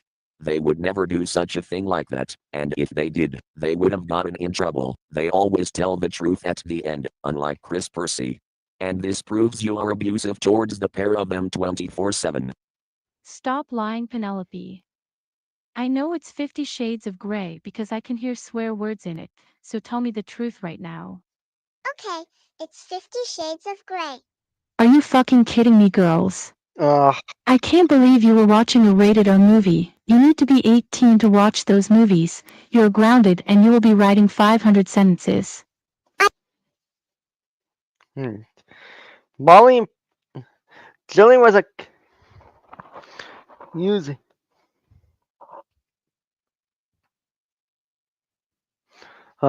Jillian should have actually. Alan Hornberger made Julie Pussy ground Penelope Ollie just for watching a rated R movie. While discipline would have been a factor in this, it would have never resulted in getting them grounded. Besides, they do, and as Mr. Means guy said, it is no that's they do know it's not appropriate for them to watch it.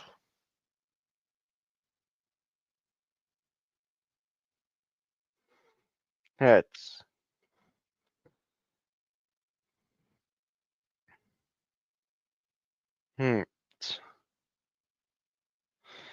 That's and this is one of the reasons why we don't typically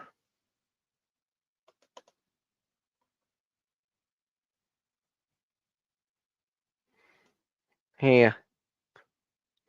And this is basically why we don't typically make videos on this topic unless necessary. You need to be 18 to watch those movies. You're grounded and you will be writing 500 sentences. I wanted Molly to learn her colors. That movie is not to learn colors. That is a film about 21-year-old Anastasia. Anna Steele is an English literature major at Washington State University, Vancouver in Vancouver, Washington. A message to Gabe the Slacker and Aer Lingus the Clover and Mermaid Fan 9071. Go.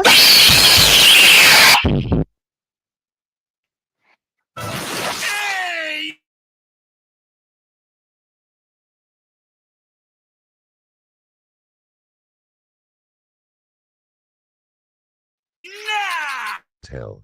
It was worse than the point where Foxy the Fox 110 and her fans go after me and Frankie Kong. Alan is such a mad child, he really needs to grow up and mind Gabe the Slacker's own business, otherwise he will get terminated soon.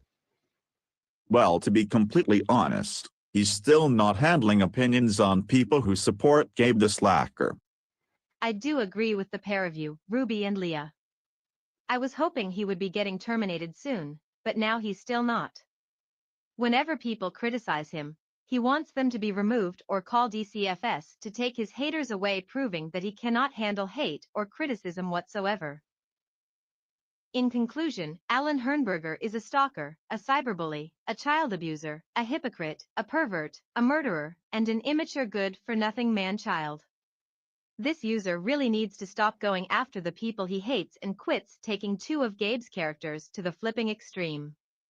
And Alan Hernberger, if you're watching this, don't you dare go on the comment section below and force me to delete this content review out of you, because, if you do, then this proves that you can't handle the truth, and you better not threaten to call DCFS to take me and my friends away, because that threat will never work in a good way. And Anyways, that will be the end of this second content review. I hope you guys enjoyed it that much. And even if you did, be sure to like the video, comment down, and subscribe if you want a chance to get a shout out in my next video. Thanks for watching, and I'll see you all in my next video. This is me, Edward the FNF and Memes Guy 5K9. Leah likes Midoriyan fought 2K8. Jacob the DT and SXF fan. Dandy the commentary guy 2K8. Miguel O'Hara, also known as Jay and Zorro. Frankie Kun the Foxy the Fox 110 hater 2K1. Ruby the September and Dodom fan 2K11. Green Lucario. And Arc Black Chaos Lord, also known as Niloy the Polar hater 2K13. Signing off. See you in the next video.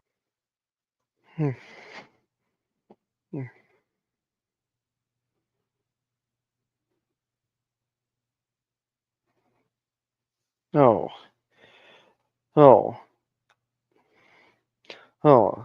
The video that was put since Alan Hernberger has after the video was made, Alan Hernberger, his worst nightmare came true. Who gave the slack and multiple people filed restraining orders on Alan Hernberger. And not only that,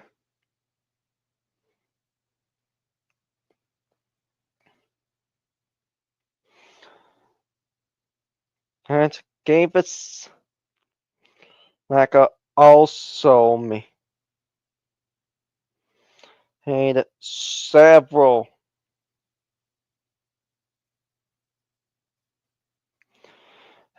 remarks against Alan Hernberger.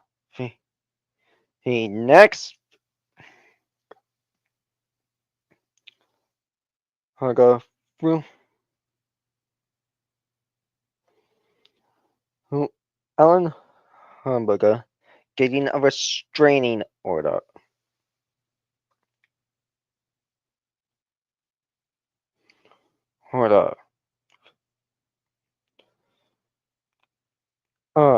Not only that, but it should also be noted that gave us would never make a grounded series out of Penelope.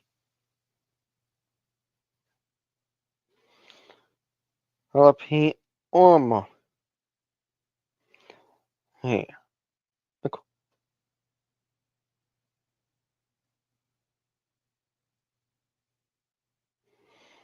Hey. It should also be noted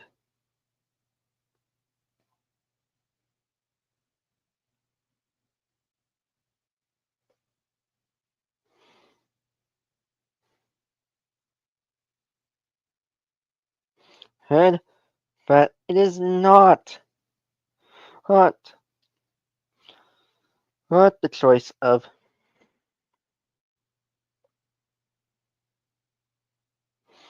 choice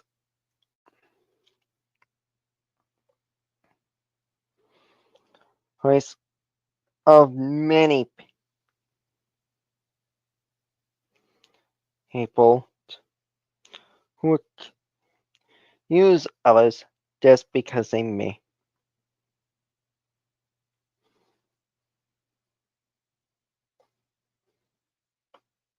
Made some remarks against them. So it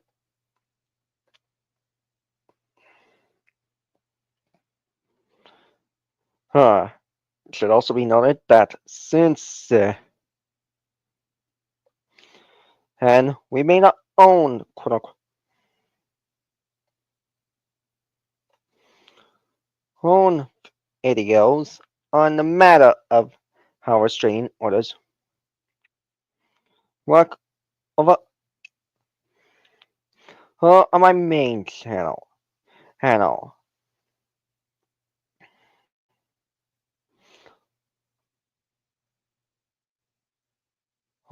And I will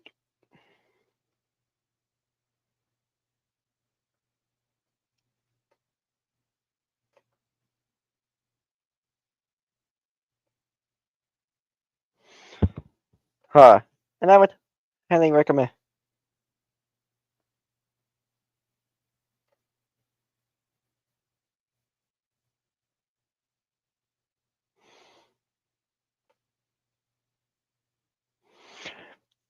And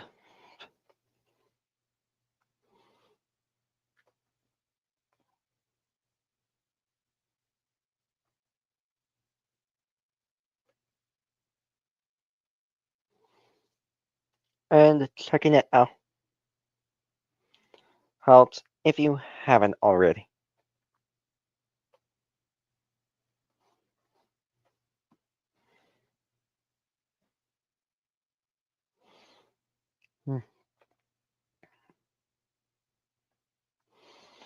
Eddie.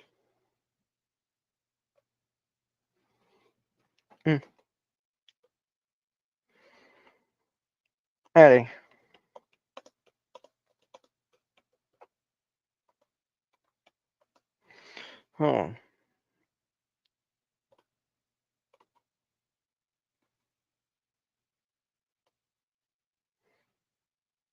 Hey.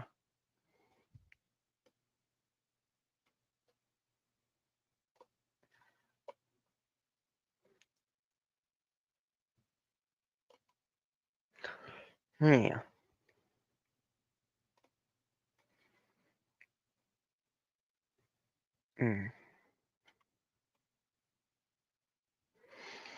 Hey.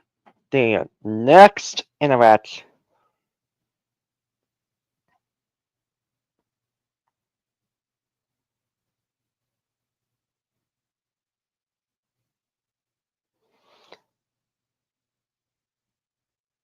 And comes from Gabe the Slacker's channel. Be sure to check out the description below and give him the credit that he deserves.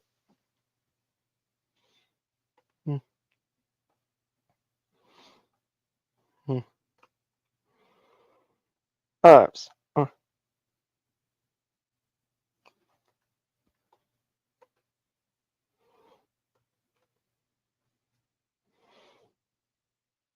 Herbs.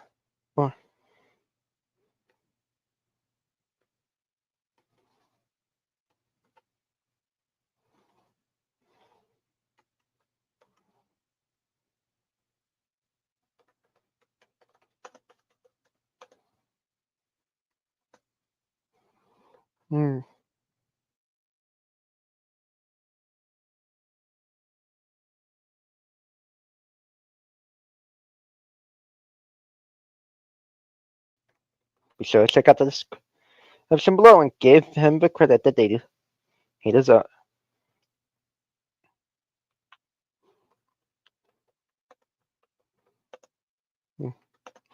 Give him the credit that he deserves. Hmm.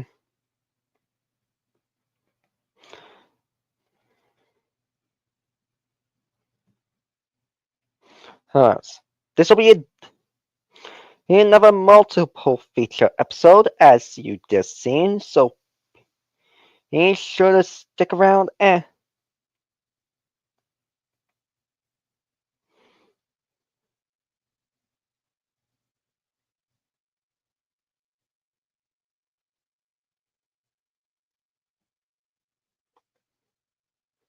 hold for the coverage of all of today's video.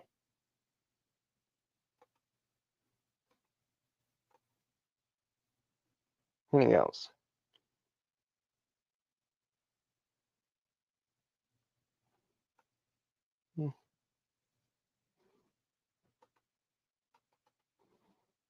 There you go.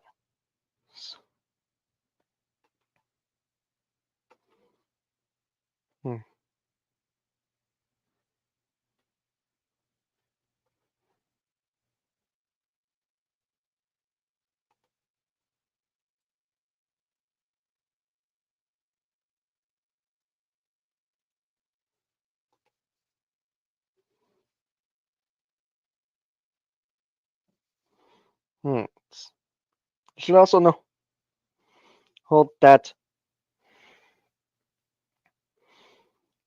Alan Humber was never in his legal right.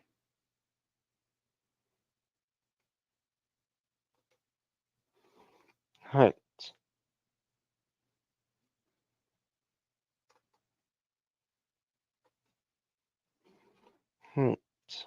As per our tradition on Power.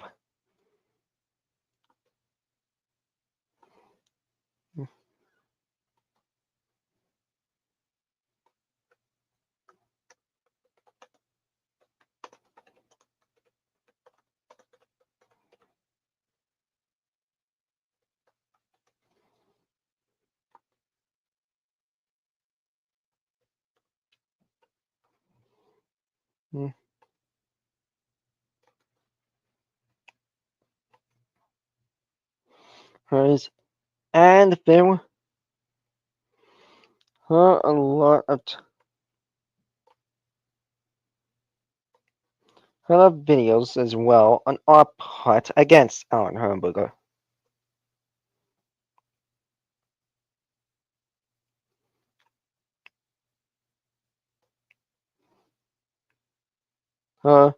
Mainly because Alan Herrenberger was busy harassing people too often.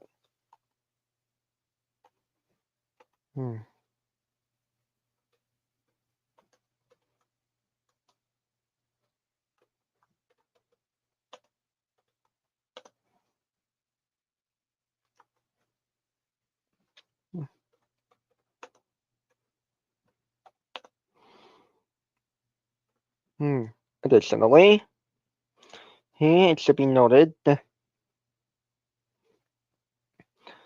we covered this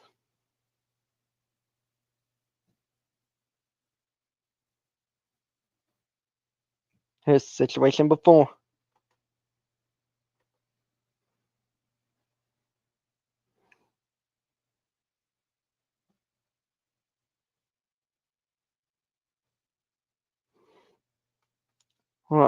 You can find the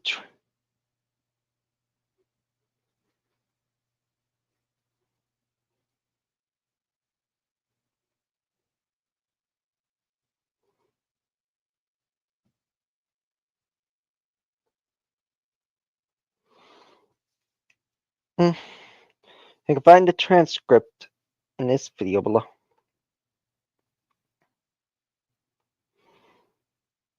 Oh.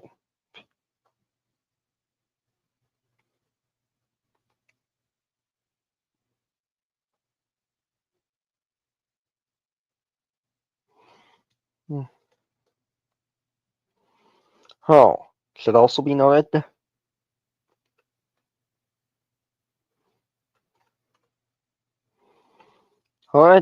that we are against cyberbullying in through every amount of way possible.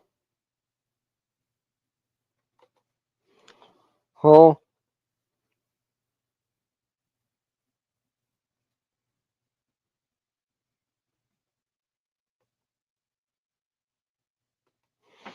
whole any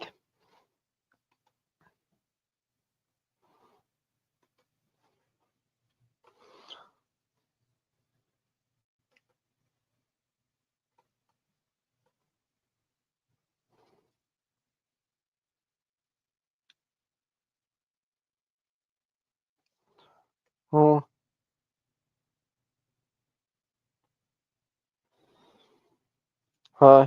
you can find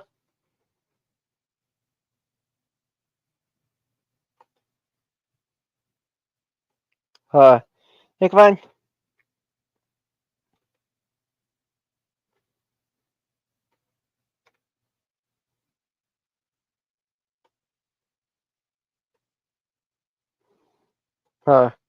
you can find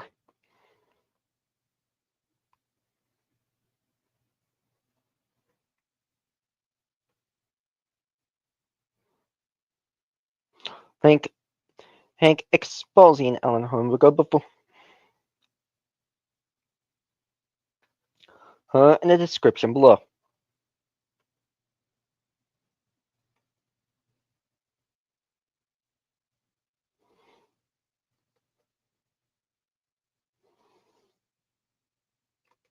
Oh, and you can also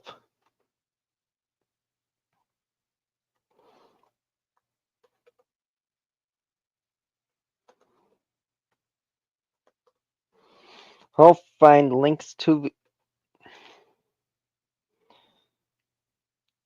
the other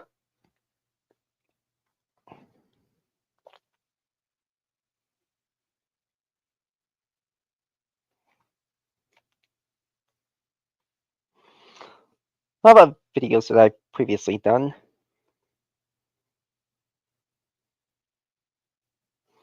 In the description below.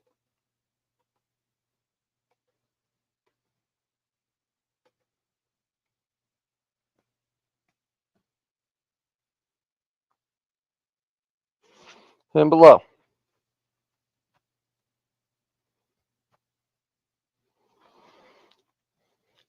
Oh, in this instance.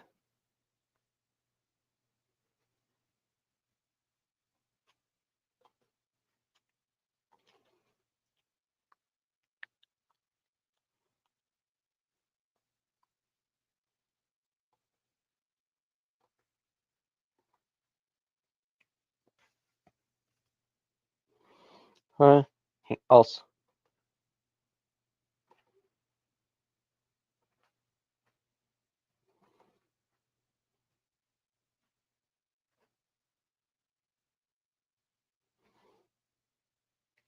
Made a big error when it.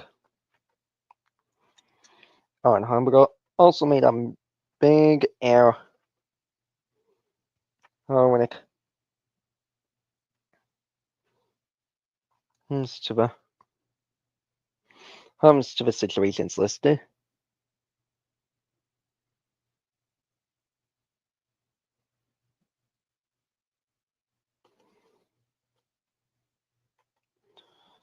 And I've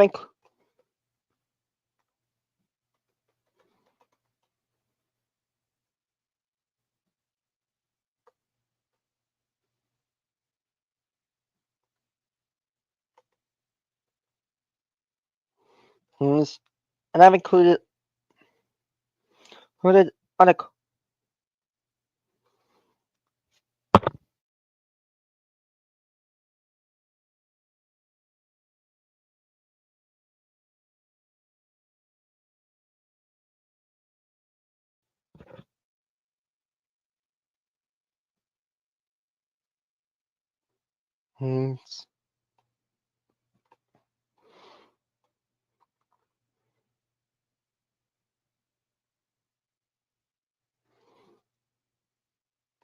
Holes, including Google searches that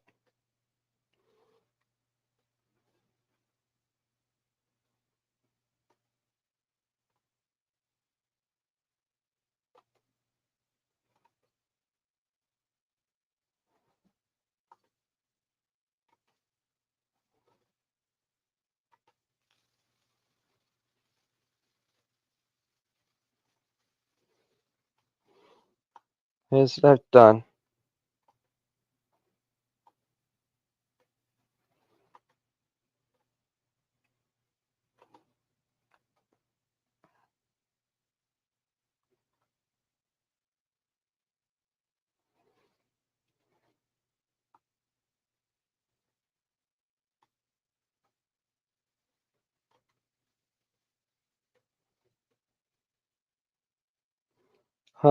On a matter of everything mentioned.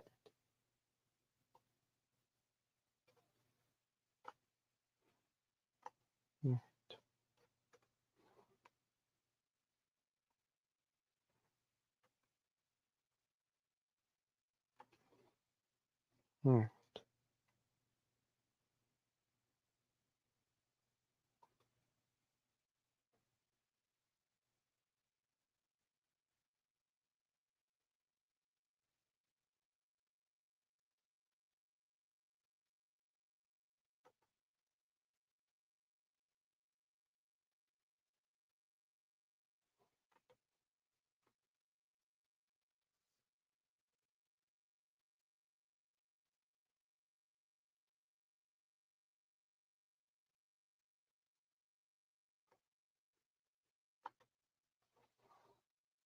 Hmm.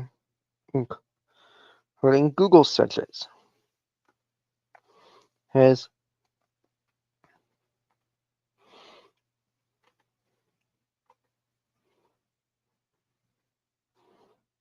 Here's on how restraining orders work.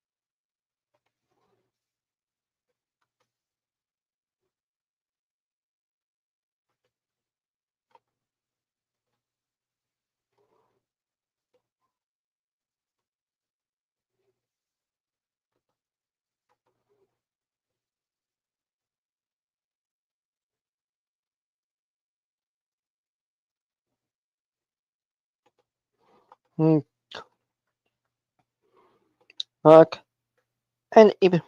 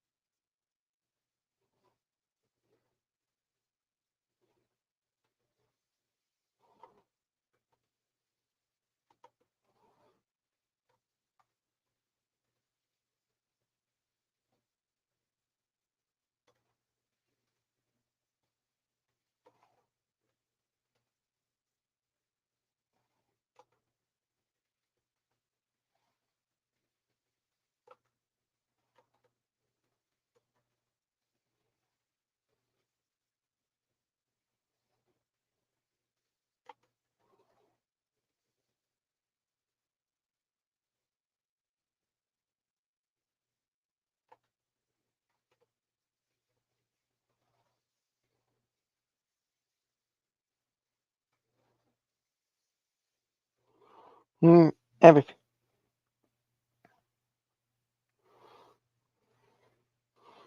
And I have a list.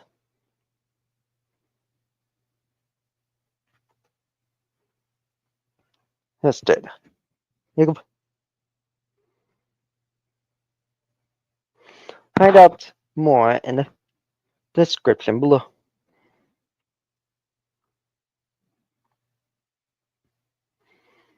Oh, let's move on to the next video.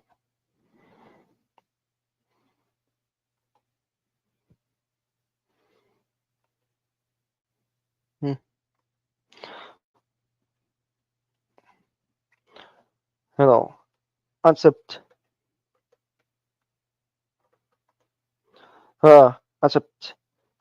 27th, 2024, approximately 10 days after the first video shown in this episode, the original Alan Herberger channel was still up.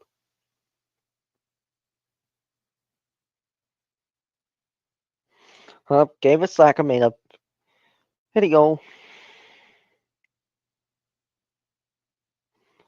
and more videos discuss the Pussy family's restraining order. On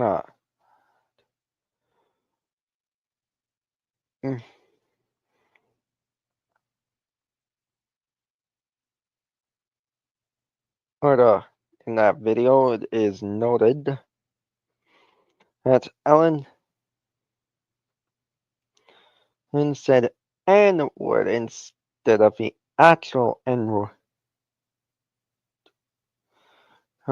because, as Gabe stated, that it is not allowed in the channel regardless of race.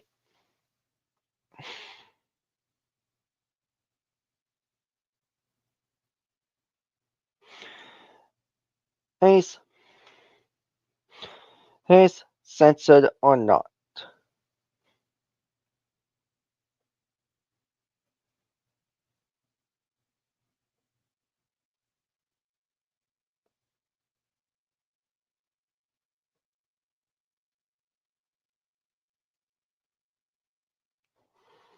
Hunt. Well, 3 weeks before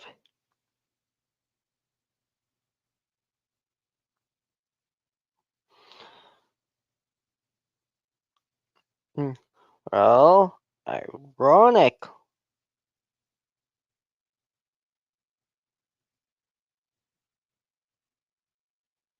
ironically,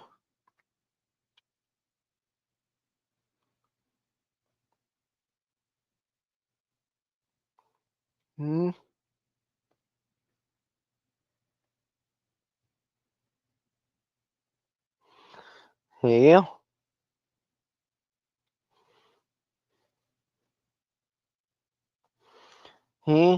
free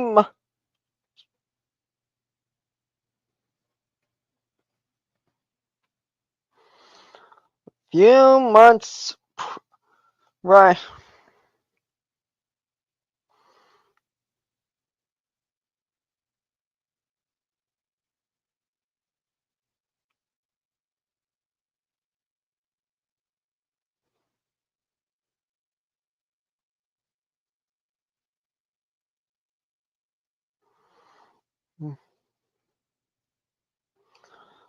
Prior.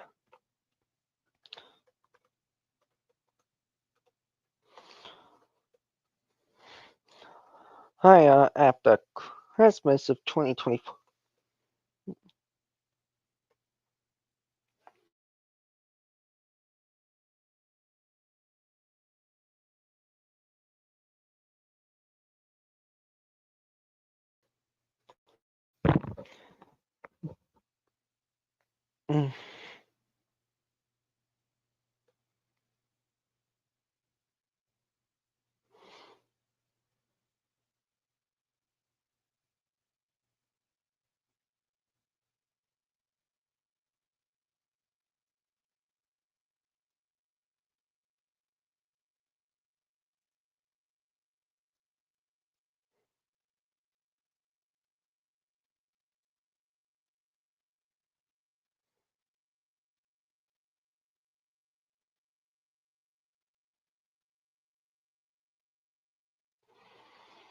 Right. Eh.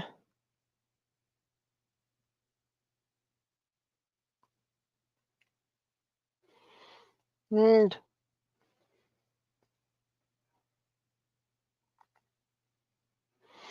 and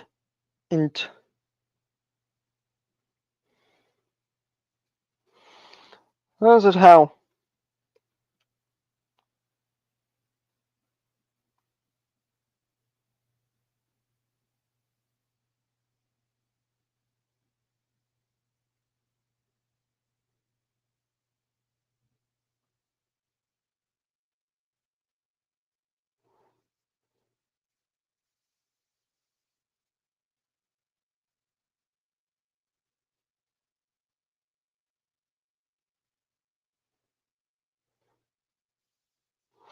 Oh, a lot of people. Oh, we're getting upset with Ellen. And he has been making threats towards many people. Oh. Oh. Not only was David Slacker smart enough, he also debunked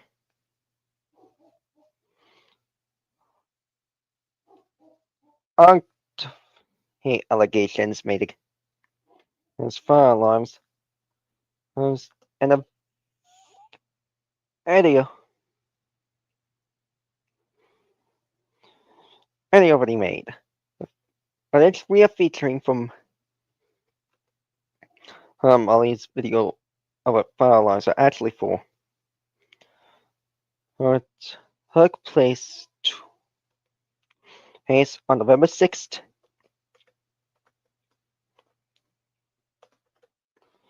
In 2024, less than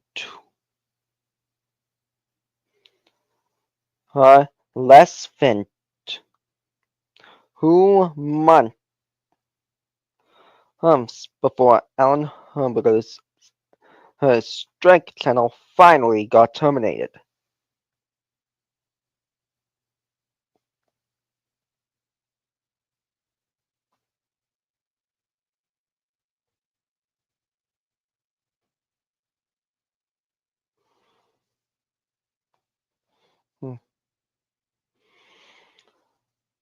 It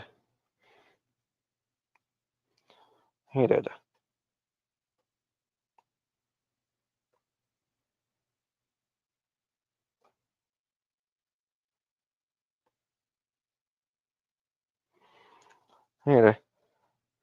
Head. Footage that was captured was on the camera. Hi guys, Molly here, and today we're going to talk about what fire alarms are actually for. The reason I'm making this video is because Alan Herberger, my worst enemy, thinks a fire alarm is going to help me sleep by telling me to shut up and sleep. Anyways, fire alarms are installed in buildings for a number of reasons. 1. It's supposed to help people get out of the building safely in case there's a fire. 2.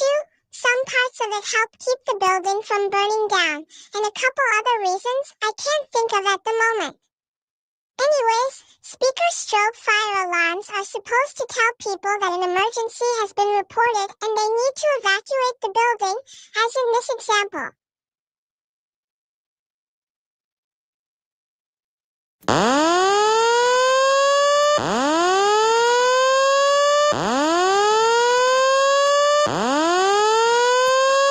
Attention. Attention. Attention. An emergency has been reported. All occupants walk to the nearest stairway exit and walk down to your assigned re-entry floor or main lobby. Do not use the elevator. Walk to the nearest stairway. Do not use the elevator. Walk to the nearest stairway. So yeah, that's what speaker strobes are supposed to say. But when Alan Herberger made that video where my mobile was replaced with a Simplex 4903 to 9168 speaker strobe, he made it have the Simplex True Alert horn sound, and it told me to shut up and sleep. So here's an example of what it is never supposed to say, and the message is dubbed with more appropriate words because the original one had some bad words in it.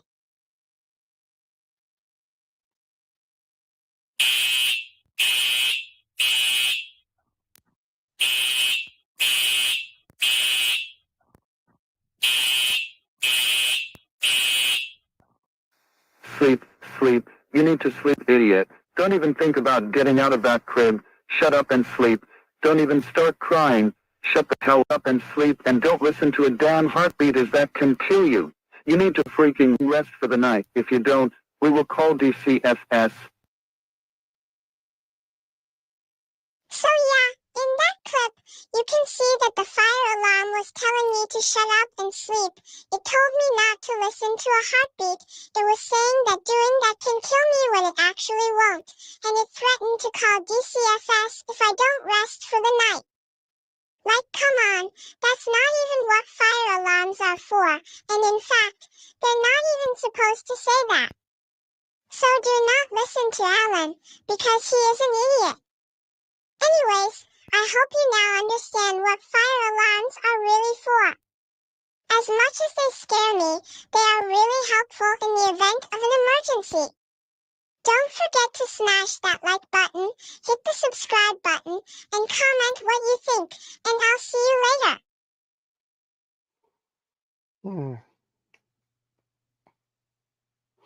later. After the video was made little later on in the video, when it comes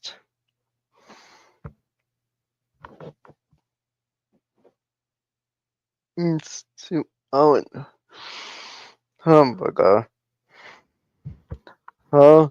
and when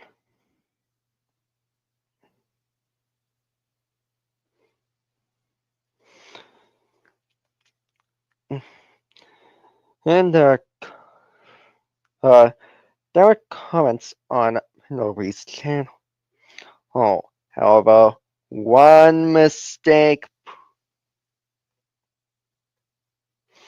happened that we just have to point out.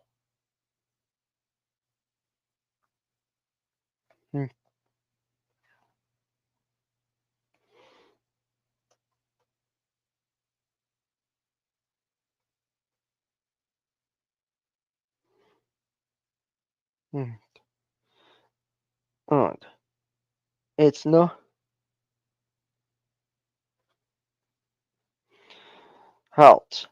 but and the Nihao Kai Land series, her last name is spelled C-H-A-U, not C-H-O-W. And it should be noted that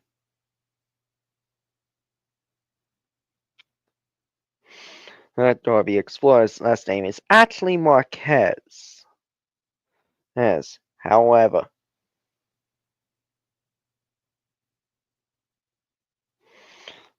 Brenda Paisley also made a comment. And Mr. Valet, who happens to be one of Gabe Asaka's real life teachers, his comment in this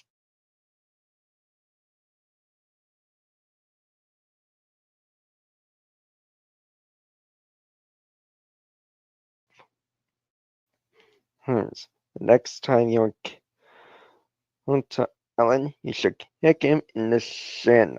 Well, not only does that violate his restraining orders, but it also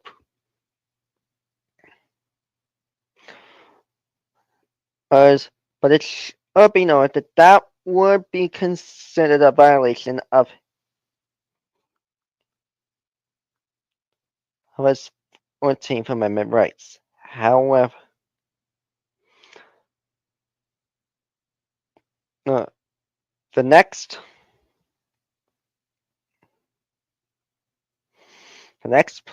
part was also recorded by Gabe Asaka. hacker. Huh. Huh. Wow! These comments from our friends are so nice. Look how funny Mr. Valet's comment is. I know, right, Molly? Mr. Valet is hecka funny.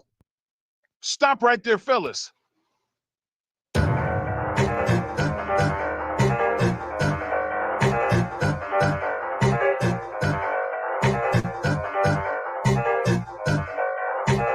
Oh, here we go again. Oh no, oh no, oh no, oh no, oh no, oh no, oh no, oh no, oh no, oh no, oh no. It's Alan and Ashley. Penelope, keep them away from me. Don't worry, Molly. I got it from here. Now, Alan and Ashley, what do you want from us now? Well, Alan and I just saw a video where you were lecturing us as to how fire alarms don't help babies sleep, and we came to tell you that this Wheelock MT horn strobe will help her sleep. Alan and Ashley, you can't even be near me or Molly, because we have restraining orders against you. And another thing, that Wheelock MT horn strobe is not going to help Molly sleep because it is very loud. Actually, N-word, this alarm will help Molly sleep. How do you even know that loud fire alarm will help Molly sleep? Because it will tell her to shut the up and sleep. Like Molly said in the video, that's not even what fire alarms are for, and in fact, they're not supposed to tell people to shut up and sleep. Actually, let me see that. Penelope, what are you doing? Come on, Molly, we're selling this on eBay. Great idea, Penelope. Maybe someone who wants this can buy it, and we can make some money. Now we're gonna fly a bit higher so that if they throw any rocks, they won't hit us. Oh yeah, one more thing. This is for what you both have done to me and Molly. Ow! Alright, Molly, let's get back to the house before they catch us. Hey! You get back here right now! Yeah, you'll never catch me! Luckily, I brought some rocks to get them down.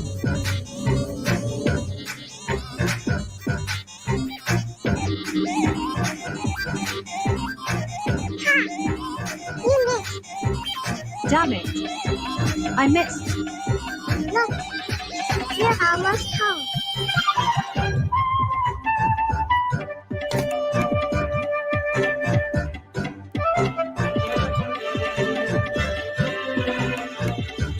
Damn it! They put up laser sensors so that we can't get in! They win this round, but we're gonna get them next time. Come on, Alan, we're not getting arrested tonight.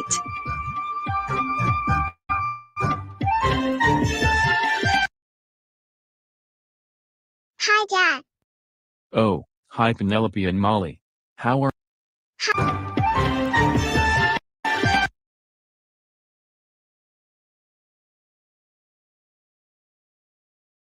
Alan and Ashley claimed that they wouldn't get arrested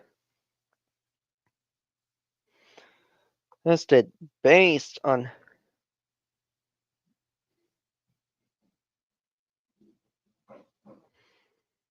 how it works. As we've stated before, here on Powerhouse.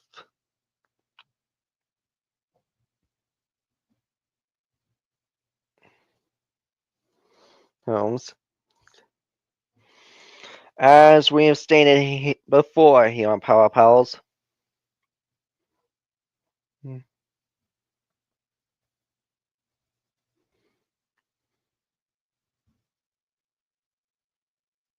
Those fire alarms do not help people sleep.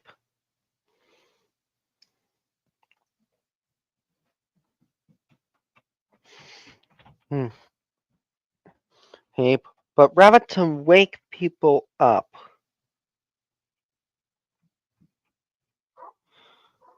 When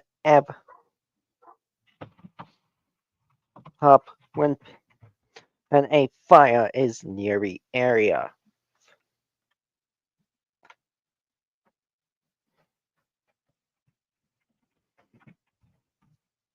Here, this kind of example demonstrates why it's important for people to understand the laws between how fire alarms work. And the Wheelock lock was also stolen from featured was also stolen from the Cypress Bay Fire Department, counting that as theft. Theft of property. And owned by an essential source. In this instance.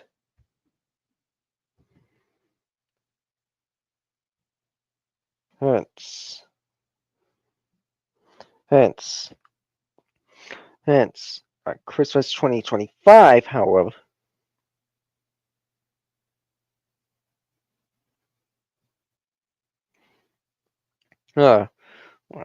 coincidental.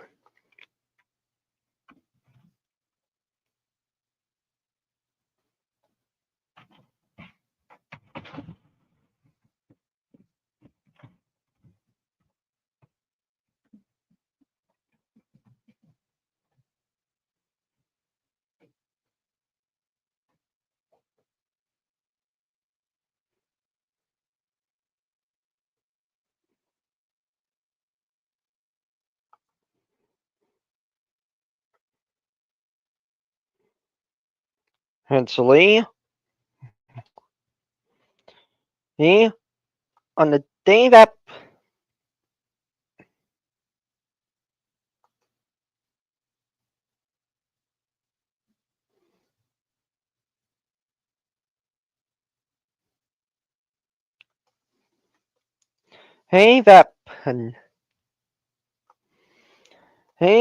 Penelope and Emily's holiday event premiered, which happened to be on December 25th, 2024.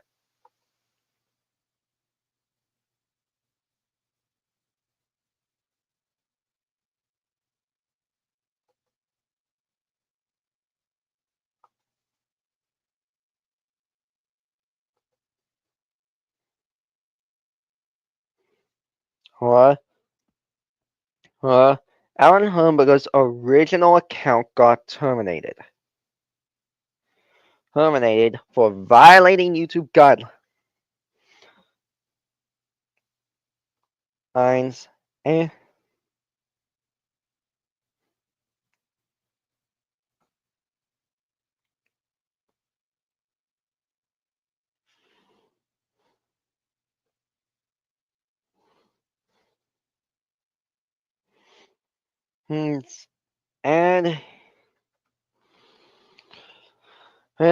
for committing lots of crimes, including proving his own hypocrisy.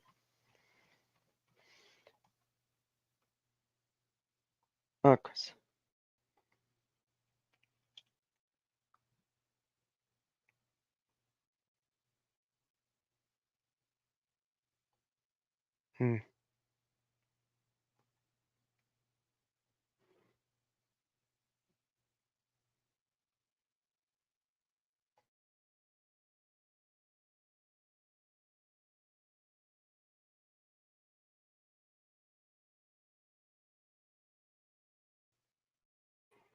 Yeah.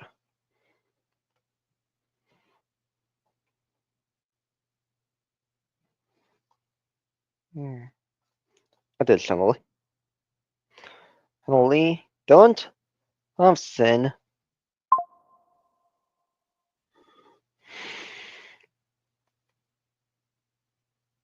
asked people don't act on Hamburger.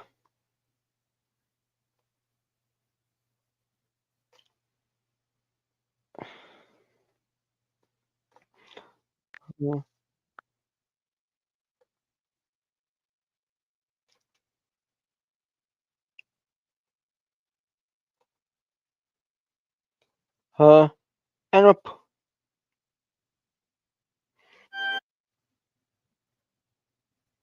reported him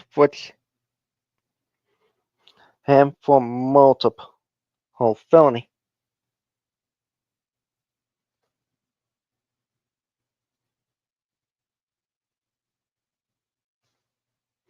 Felonies.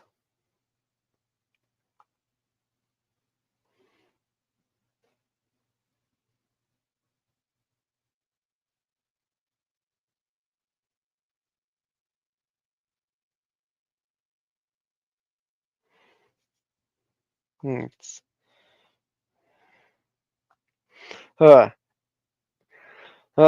coincidental.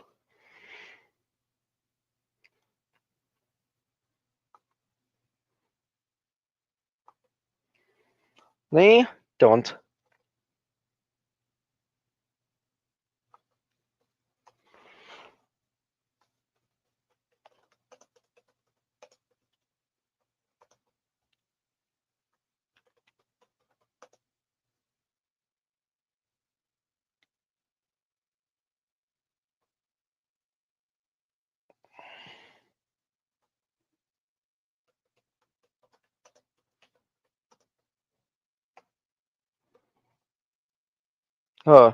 Additionally, he made a video reporting and blocking.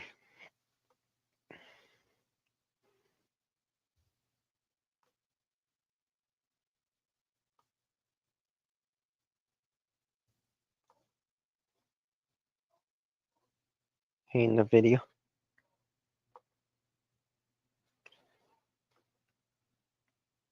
In Alan Herberger.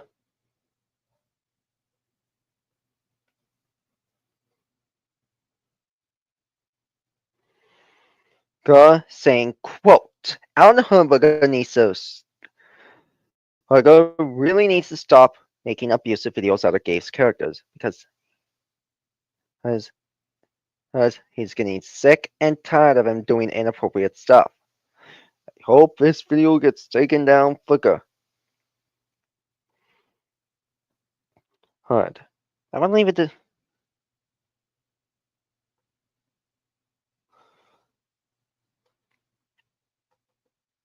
Alright.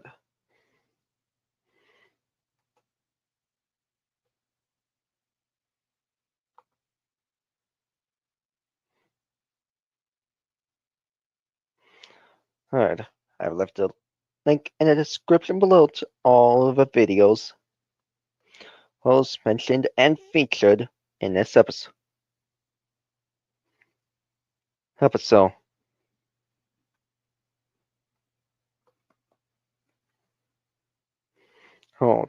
Now it should be mentioned that Alan Herberger had never had any rights to harass innocent people. And on January 6th,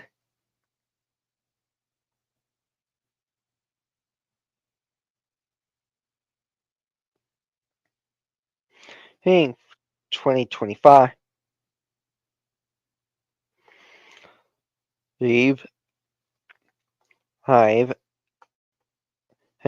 Alan Herberger unfortunately made a comeback, which is why back with a new channel and made 3 more abusive videos. We've already covered these videos in a previous video, and I would highly recommend giving it a watch if you haven't seen it already.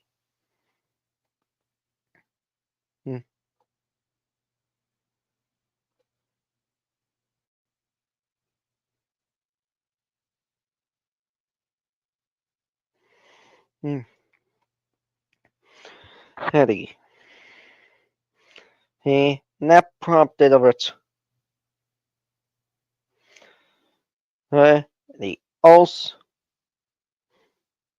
who falsely terminated and Ellen Walton, the animator 456, who we will refer to as Dylan the Beyond 456.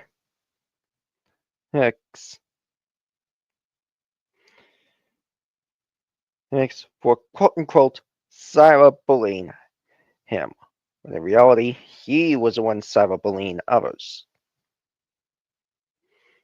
Anyways, overall,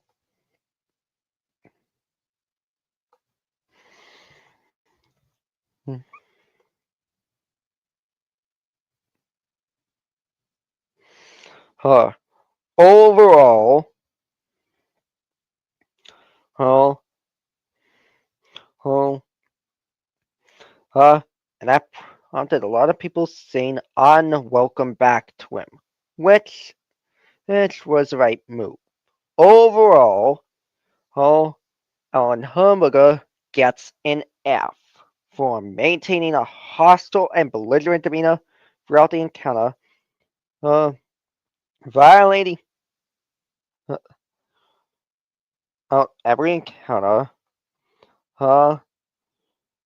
making videos featuring child endangerment and abuse,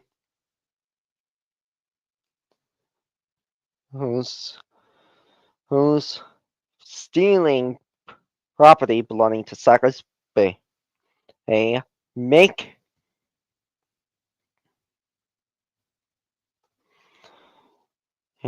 making a bunch of impossible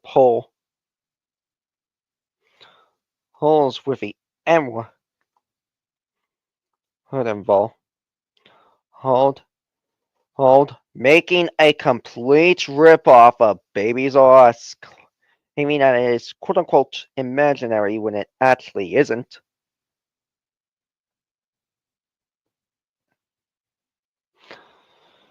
Hence, and could get him sued. Violating the restraining order sent against him by the characters that filed a restraining order against him in the first place. Shipping 17-year-old Twistic in 2021 and with 11-year-old Brenda Paisley, who not only is fictional, but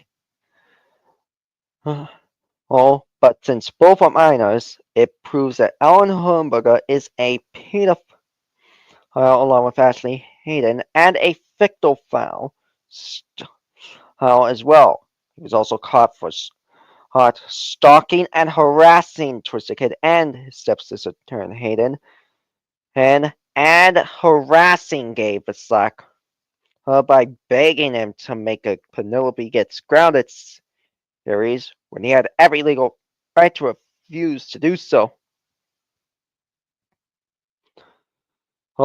Making abusive videos, attempted kidnapping of several children and actual users, attempted removal of children and users with little to no evidence on what they did, spreading fraudulent information regarding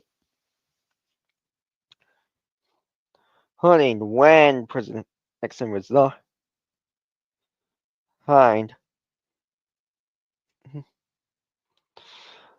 and when the music box was discontinued, because the music box was never discontinued in 1960s.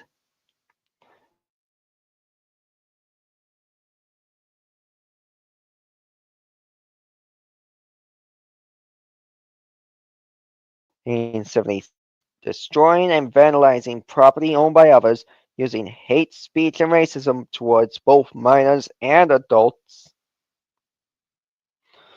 Holtz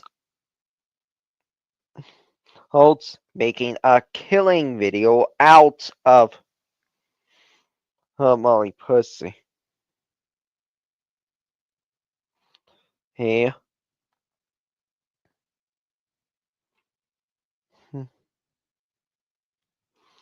Here. And, as mentioned earlier in this episode,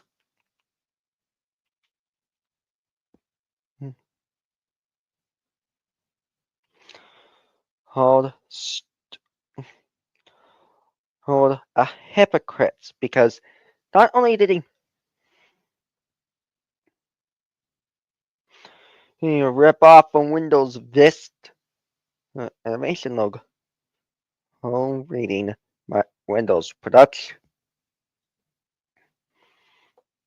And claimed that Baby's Eyes was never when it actually was, and claimed it was imaginary when it actually was.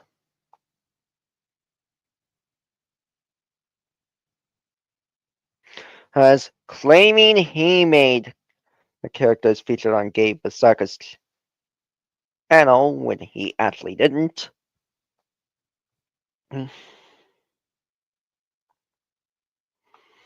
And lying towards his audience.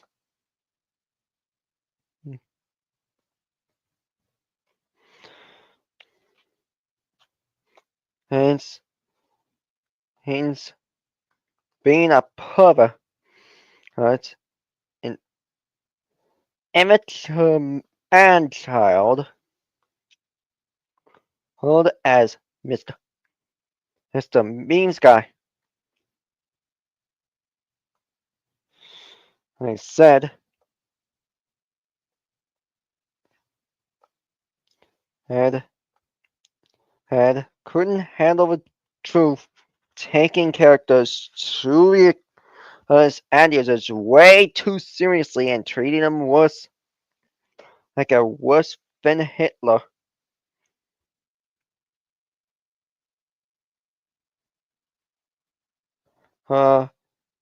And harassing and cyberbullying Penelope Percy based on her actual allergy of peanuts.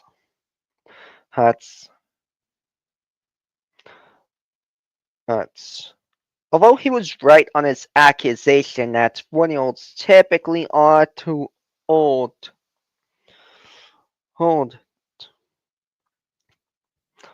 to have a mobile, that does not excuse his appalling actions towards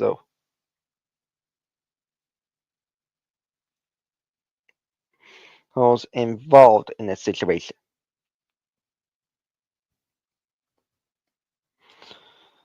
And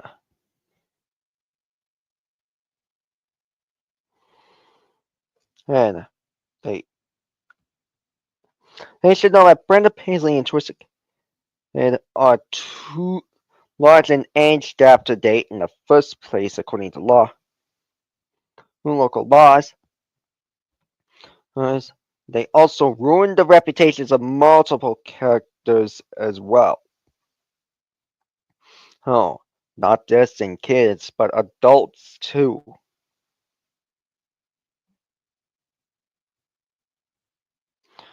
The community guide. It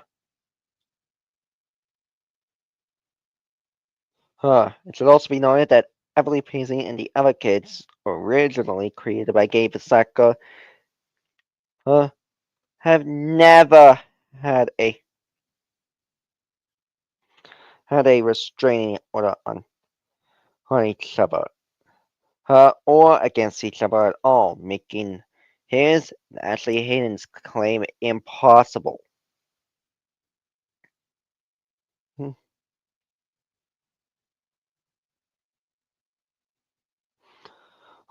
And while one of their posts were accurate on what Lori Paisley drives, most of it because Chevy does actually make hybrid model vehicles. Most of their other posts, including when the music box was quote-unquote discontinued, are impossible because one, Richard Nixon never served a second term after his resignation in 1974, and the music box was never discontinued by him at all, and are still being made to this day, despite the fact that multiple characters don't have and that they aren't as popular as they were back then. And this goes to show how a fundamental lack of knowledge regarding what actually happened in the world can lead to massive confusion. And, well,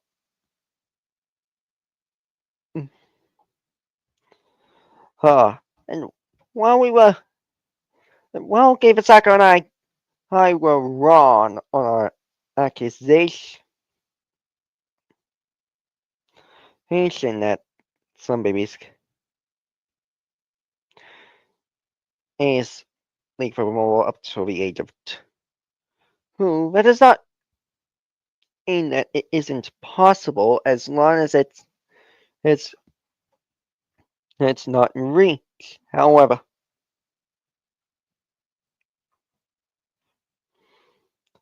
while Alan and Ashley were partially right on their claim that some 1-year-olds particularly don't sleep with a mobile, that does not excuse their fundamental lack of how many 1-year-olds sometimes still sleep with a mobile up until the age of 2, as long as the height is still up enough. Some babies never actually sleep with a mobile at all, even from when they are born. And they certainly were not within their rights to claim that Penelope slept without a crib, because she actually did sleep in one when she was a baby. Knowing it's illegal for babies to not sleep in one, or a bed with adults at their young age. They also claimed that Mitchell Stooge was created by Gavasaka when it was actually Colors 358 who created him in the first place. And they also lied about when Twisted Kid 2021's birthday is, claiming that it was on February 17th, 2008, when it was actually November 28th, 2007, when Twisted Kid 2021 was born. It's never okay to lie about people's birthdays or their nations, as it can actually get them into legal trouble.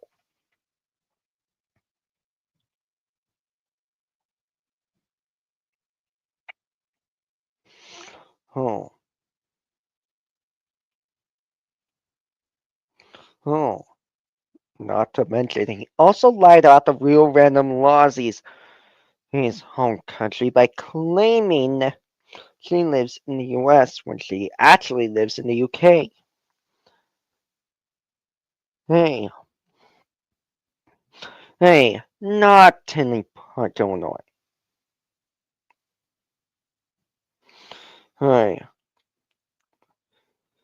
Hey, when you lie about somebody's age, especially your age or the age of someone else you like or hate in general, it can get you in trouble with the law.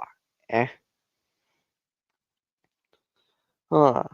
it should also be noted that DCFS would never take adults away from others by call of the adults. It is only when parents actually abuse the children that they only remove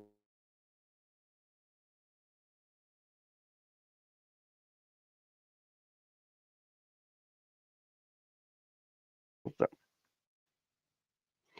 Only a child support facility.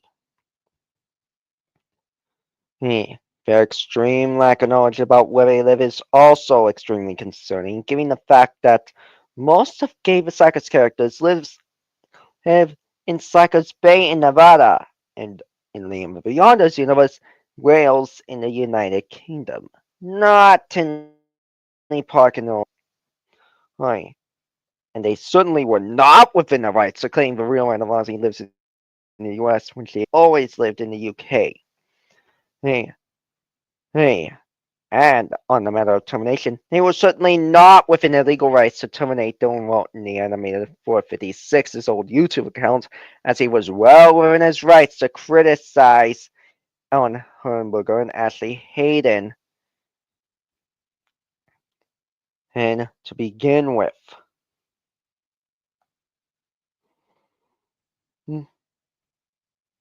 F. F. F. And they don't even know that Trista Kid 2021 is allergic to Propel water in the first place.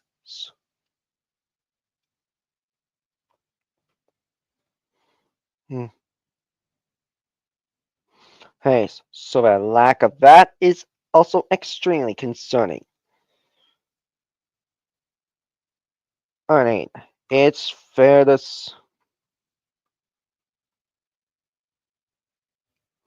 hey, they cannot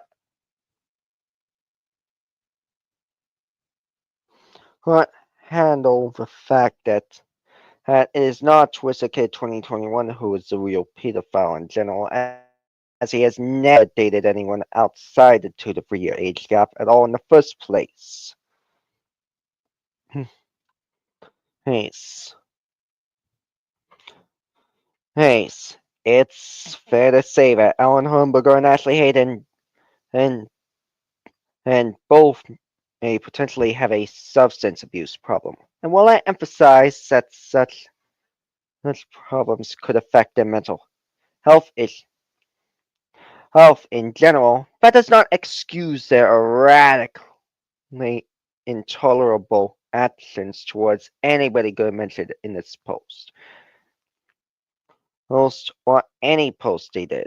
That being said, I do hope they get the proper treatment they need in order to better themselves in general and learn how to handle hate and criticism towards their content. And they certainly need to stop shipping 17-year-olds or kids or anyone with too large an age gap in all situations. Yes. And while pedophiles cannot be trusted or supported in any way, shape, or form, I would recommend they get some help for themselves, specifically by actually seeking professional help, not by cyberbullying people on YouTube.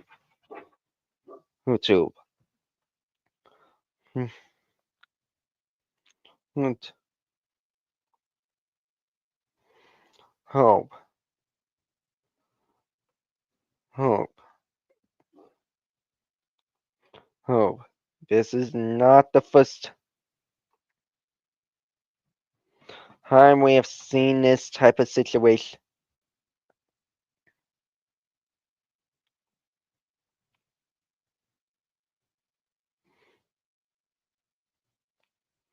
And either.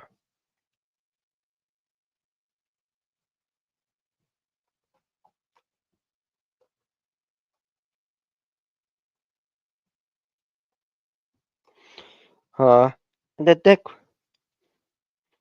players were also in major trouble.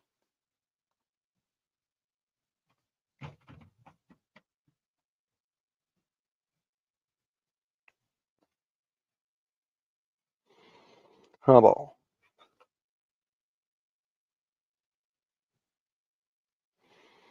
Hmm.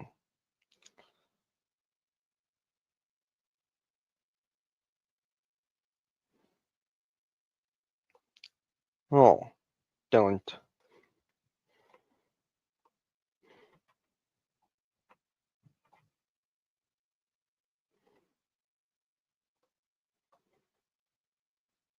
Oh.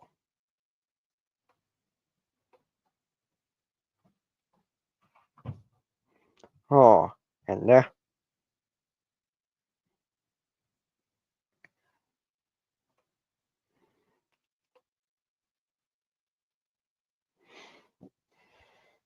how?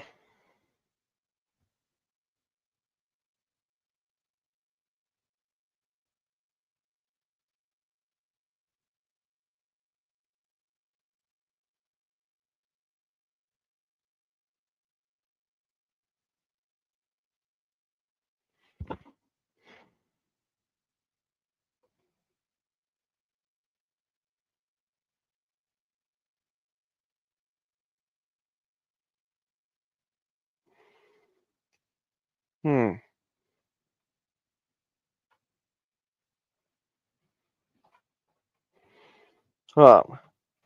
They absolutely had no.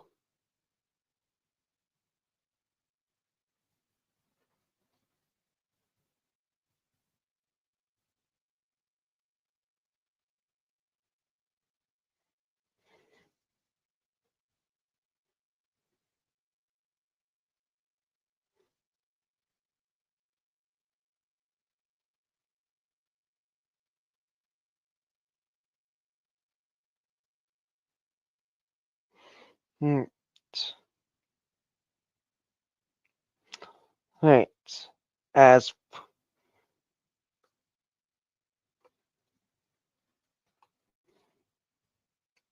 Logan.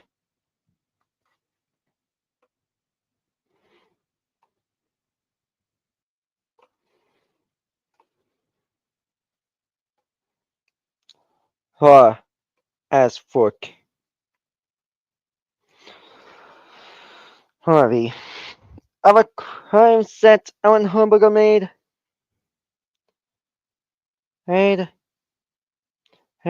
he had no legal rights to assume these things in the first place. Yes.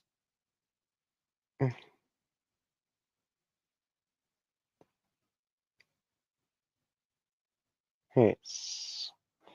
Yes.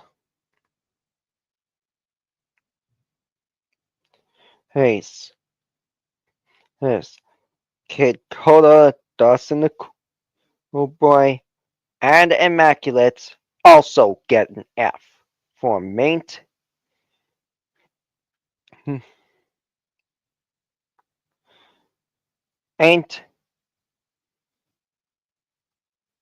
hostile and belligerent demeanors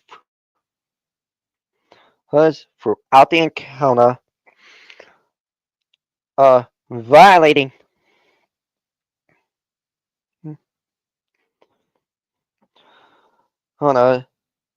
violating multiple YouTube community guidelines by doing most of the same things Alan Humberger and Ashley Hayden did, and for also ruining reputations and providing impossible posts to world events that never happened. And like Ashley Hayden and Alan Humberger, Dawson the Cool, like Alan Humberger and Ashley Hayden,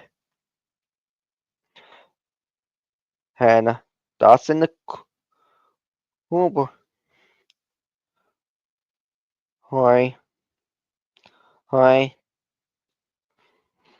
I also demonstrated a fundamental lack of knowledge regarding how Richard Nixon never served a second term after 1974, as Gerald Ford succeeded him and served until 1977. It should also be noted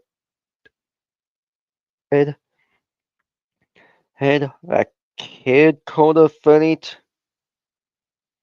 who also attempted to salute on the two pedophiles, and this salute would not only hate horribly, but also prove the points of many people who were and still are against him. And as for Immaculate, she originally got a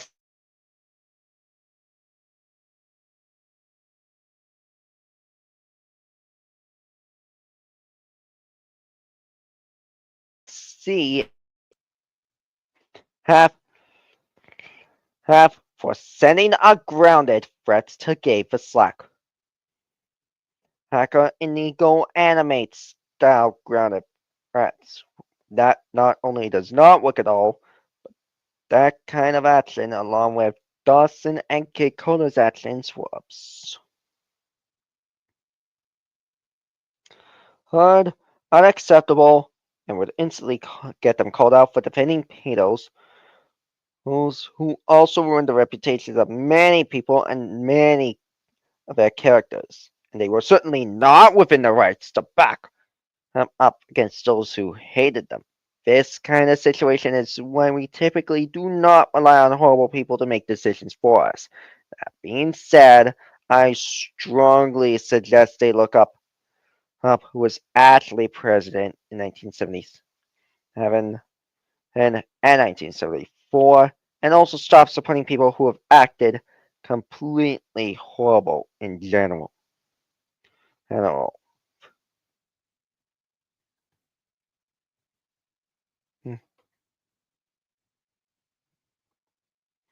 Oh, Morgan, elevators in. Hey.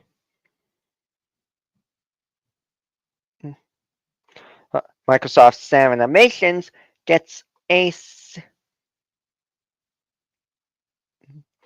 Microsoft Animations in Microsoft Sam Animations gets a C.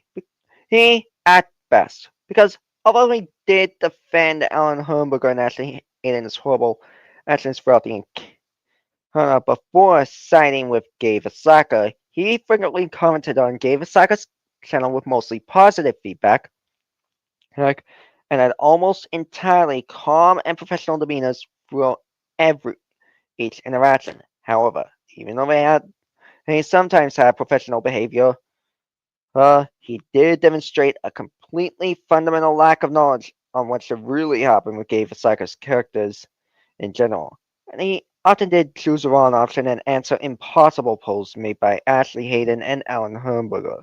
While he did have some positive interactions outside the Alan Herberger and Ashley Hayden interactions, his actions toward the people who were speaking the truth of the matter against the two peoples were without a doubt disturbing and even questionable when it came to the interactions in general. This is generally why we should not believe any misinformation that people spread online towards others who may fall for situations like these. And I would highly caution him to be more careful when reading stuff online, and I would highly suggest for him not to fall for any misinformation regarding real world information and I strongly suggest for him to not select any option to any impossible questions in the first place. I would also like to strongly, and as for Immaculate, who got an F, I would strongly suggest her to not accuse people who use other characters with permission to use them in general of quote unquote stealing characters or giving them punishment days or grounded threats in general, because using a character is definitely not a valid reason and can get them called out for, and it can lead to problems on their own accord, since this type of action is highly concerning, especially to those who have actually proven to be innocent in general in the first place. That being said, I strongly recommend Microsoft Sam Animations to cut ties with Immaculate. And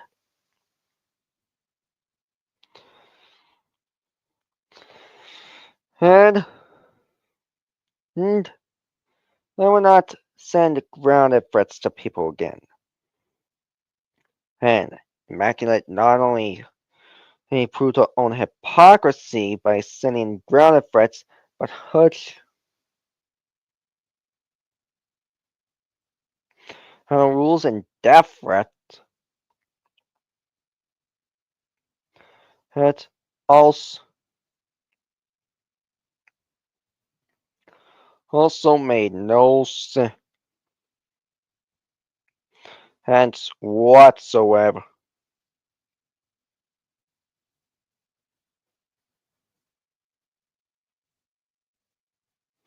However,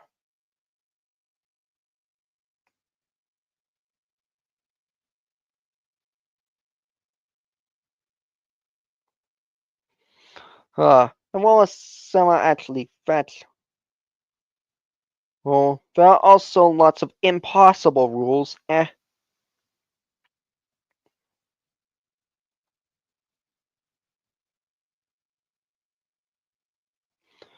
Rules and using of a person's characters. Right. So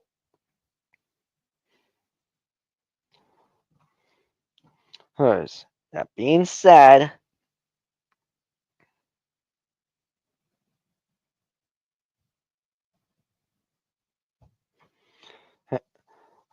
she even claimed that child abuse is a quote-unquote good thing when it actually isn't.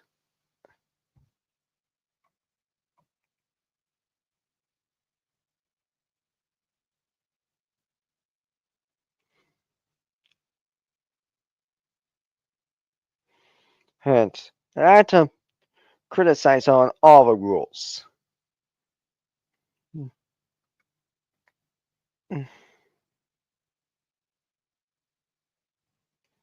Rules based on it. And I'll leave a link to my channel below if you want to check it out from 5 days ago. Hmm.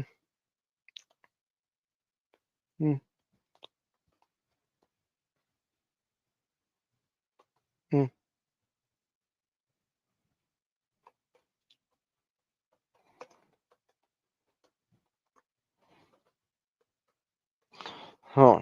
That being said, I suggest Mac to stop harassing others just because they use their characters, because that's not a valid reason to criticize them.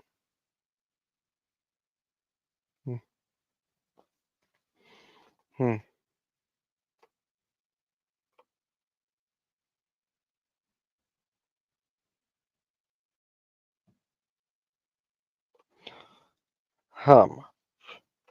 That being said, I would caution Microsoft Sam Animation and I would suggest that he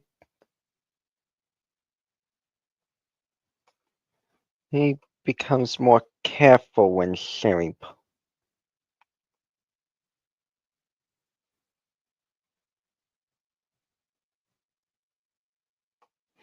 posts like this in the future.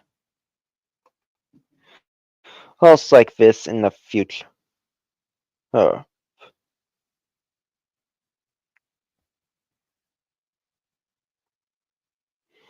Hmm.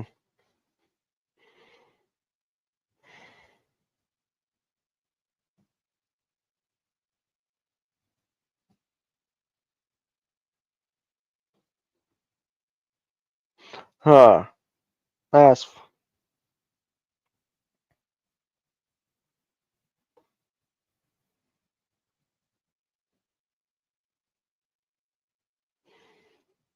huh. Hmm.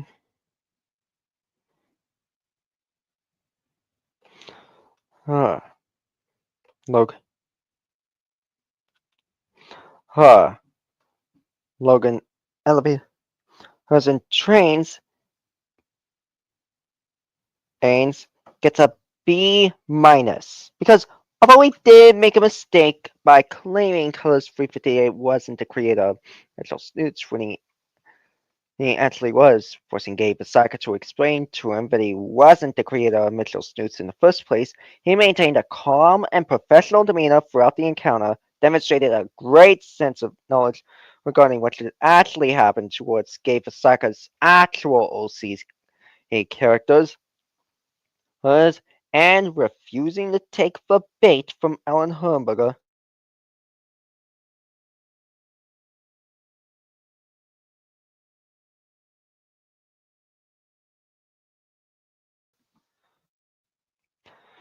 His information. And actually sided with Gabe Asaka and me after the situation regarding who created Mitchell Snoots was resolved. However, it should be noted that Logan did demonstrate a lack of knowledge regarding the situation and on who created Mitchell Snoots when Alan Herberger and Ashley Hayden accused Gabe Asaka of creating him when it was actually Colors 358 who made Mitchell Snoots way before Gabe started featuring him in the first place. And it even says in the description of Gabe Asaka's video where Dora behaves in the file drove below that Mitchell Snoots was created by Colors 358 during the file where Angelo misbehaved during that head drill in that video. Made back in November 2024. And it certainly proved that Gabe was not the original creator. One of the posts that Alan and Ashley made regarding the elf costume that Brenda Paisley was wearing, and Logan did claim that elves only wore green outfits. Well, not only was that proven false by actual media, but when Austin explained that some elves did in fact wear pink outfits, Logan wanted proof of it and got it in a matter of a few minutes after he asked. And it even proved it incorrect in his assumption that elves only wore green, when in reality, elves are allowed to wear multiple colors in general. And he thankfully did realize his errors after being proven wrong on both his assumptions on the matter of who created Mitchell suits and on the matter of what color elves wear. He has also been defending Gabe Osaka and Austin, which is yours truly, ever since being proven wrong on both his mistakes. That being said, I do want to caution and Logan Green.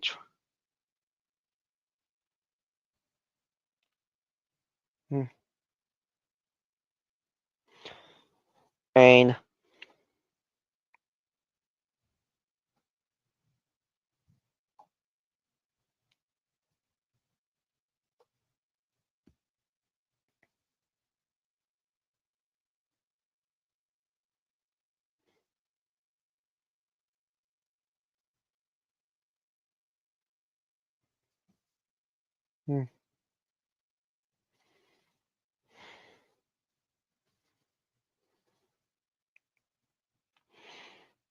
and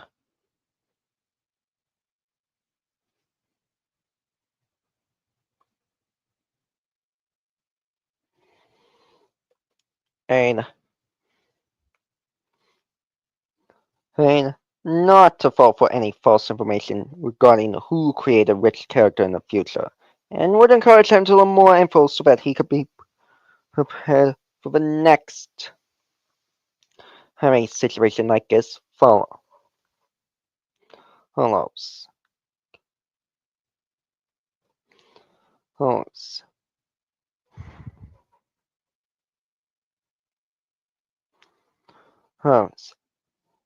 Doing Walton, the animator 456, gets a B plus, because although he did make a video, however, it caused his original channel to be taken down and was forced to make a new one because of Alan Ashley falsely terminating it. He maintained a calm and professional demeanor throughout the encounter, demonstrated a strong understanding of how characters should not have a characters was ruined by that.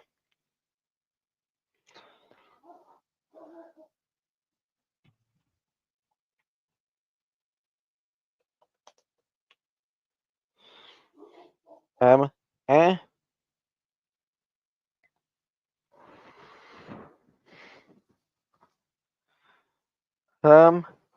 and refused to take the bait of Ashley Hayden and Alan Humberger's strong and extremely concerning lack of understanding.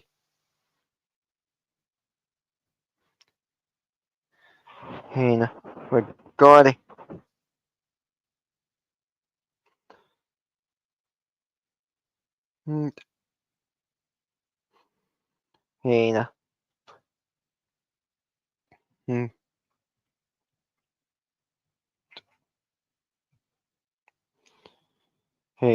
what actually happened within the characters owned by Gabe Osaka and the real world.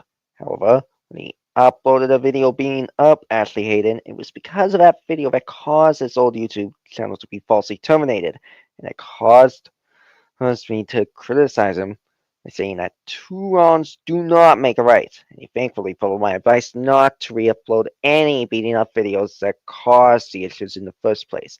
That being said, I commend Dylan for standing up for what is right against Alan Humberger and Ashley Hayden for defending the reputations of Gabe Vasaka's characters. However, I would also like to caution him not to re-upload or upload any old or new beating up videos out of real users in general, because even if I hate them in general, in the future, uh, it still counts as two wrongs. Won't make it right, and can lead to termination as he found out the hard way. Hard way. Yeah.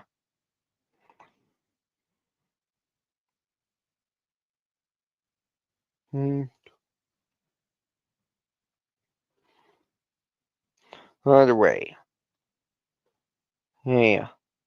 Liam Beyond her also gets a B plus because although he demonstrated a lack of knowledge regarding how being defensive actually works, he maintained a calm and professional demeanor throughout the encounter, defended the reputations of his and Gabe Vasaka's original characters, and defended the events that actually happened against Ellen Hornberger and Ashley Hayden, and even stated his concerns and proved his points to be more valid than theirs, while also only resorting to using minimal coarse language when necessary. Like Dylan wrote in the animated 456, he didn't take the bait of Ellen and Ashley when they tried to spread misinformation and only spread the truth on what actually happened with the OC characters and in the world in general. However, he did mistake the fact of being defensive as a way of defending the first reply. Well, not only is that not the way that being defensive works in general, but it doesn't happen on the very first reply either unless someone made an accusation towards someone who is innocent. It should also be noted that according to vocabulary.com, and I quote, when a person is acting defensive, they are trying to protect or justify themselves. Additionally, according to the Britannica Dictionary, defensive as an adjective is, now quoting again, defending or protecting someone or something from attack. And it can also mean, now quoting again, behaving in a way that shows that you feel people are criticizing you, and as a noun, it can mean, now quoting again, in or into a situation in which you are forced to defend or protect someone or something. Or, now quoting one more time, in or into a position in which you have to argue at something, such as when your actions or beliefs, is good or correct when others say it is bad or wrong. In this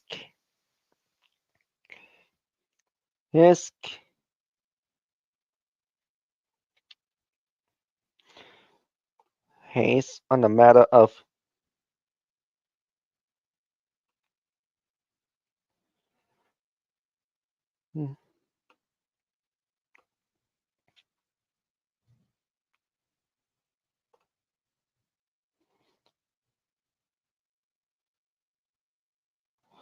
matter of visiting Penelope's class and seeing Chris's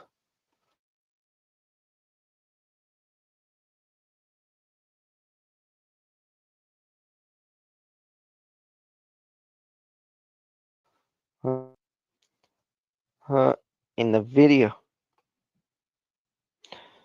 before the school scene. Oh, not only was that not the case,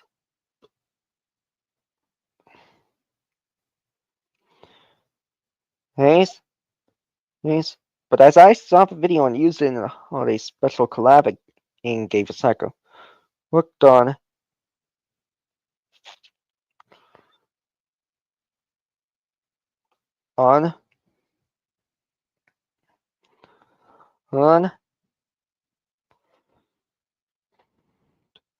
it was confirmed right from the get-go that there was no sign of Molly Pussy in that video, even before the school scene.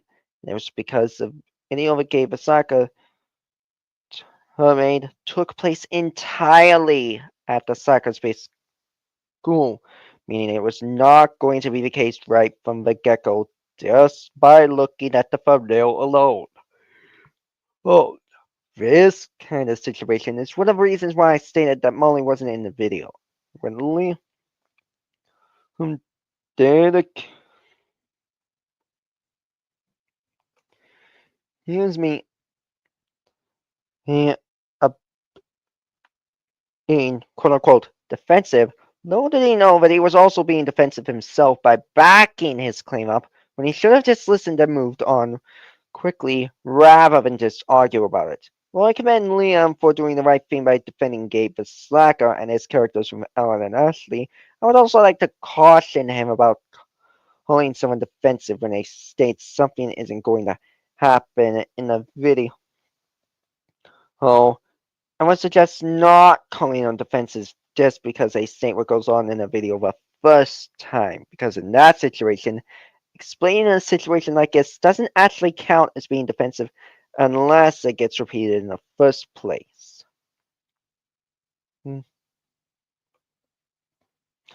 First place.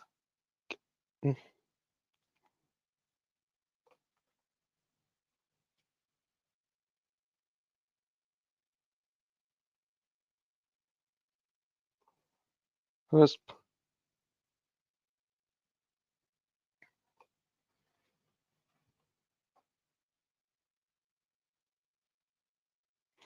place.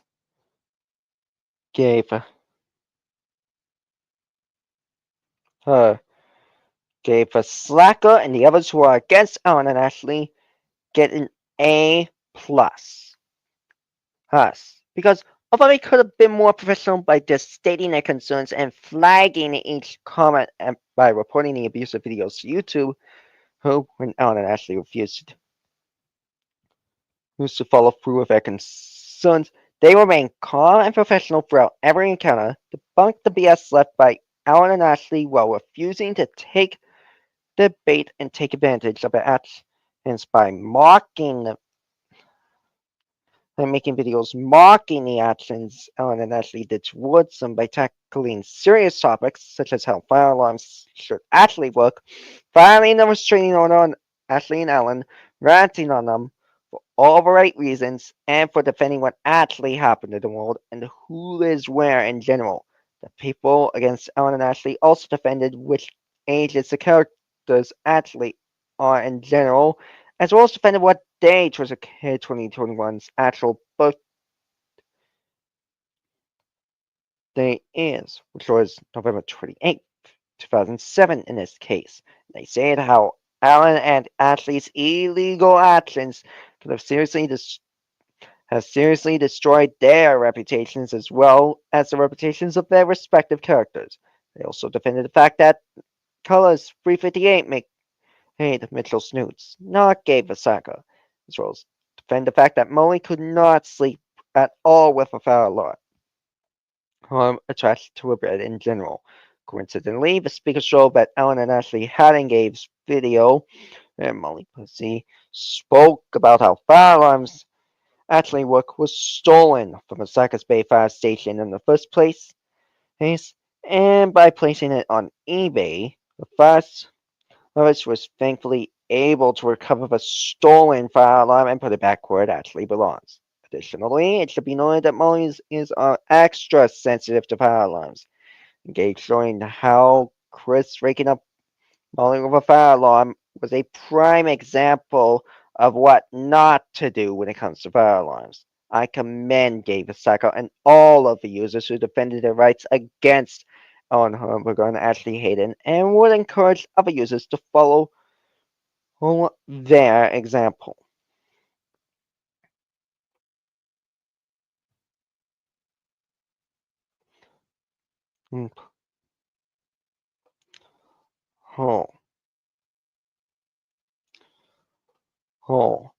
Mr. Memes Guy. Mr. Memes Guy gets an A because although he was wrong on his assertion that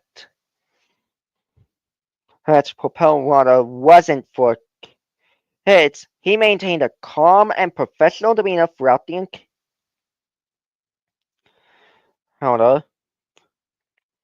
Hana, respectfully but firmly defending Gabe Osaka's rights and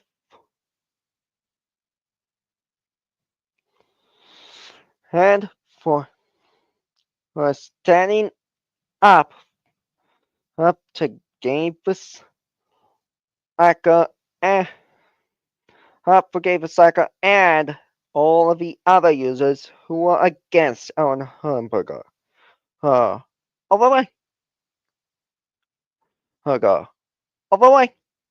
I would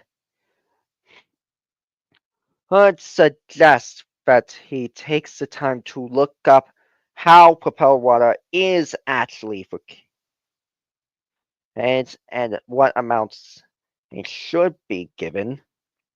And I commend Mr. Memes Guy for standing up against Alan Hamburger and would encourage other users to follow through with his example.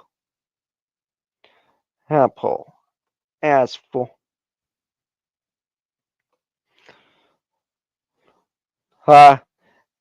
for Dylan Thompson, I cannot rightfully assign a grade to an individual who was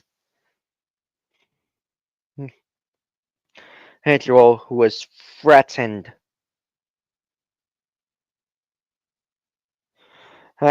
by high, unprofessional and belligerent people like Alan Hamburger and Ashley Hayden. However, I do commend that he took the time to report Alan Hamburger and Ashley Hayden and also who make videos against them, mocking them. And I will leave a link in the description below if you want to check out his report and blocking videos out of Alan Hamburger, his current channel. However, he did also make an impossible post as well as other impossible posts, and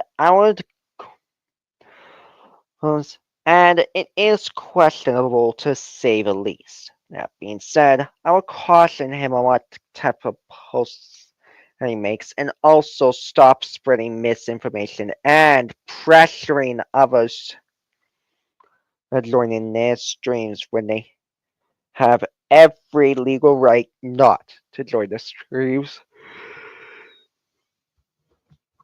if they don't feel the need to do so in the first place. Let us know if there's an interaction or legal topic you would like us to discuss in the comments below. Thank you for watching, and don't forget to check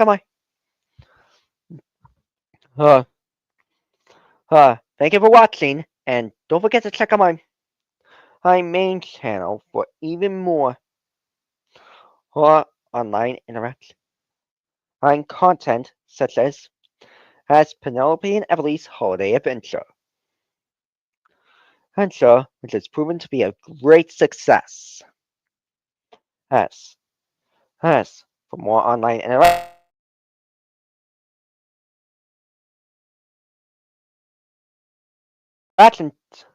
like and subscribe. We'll see you in the next one.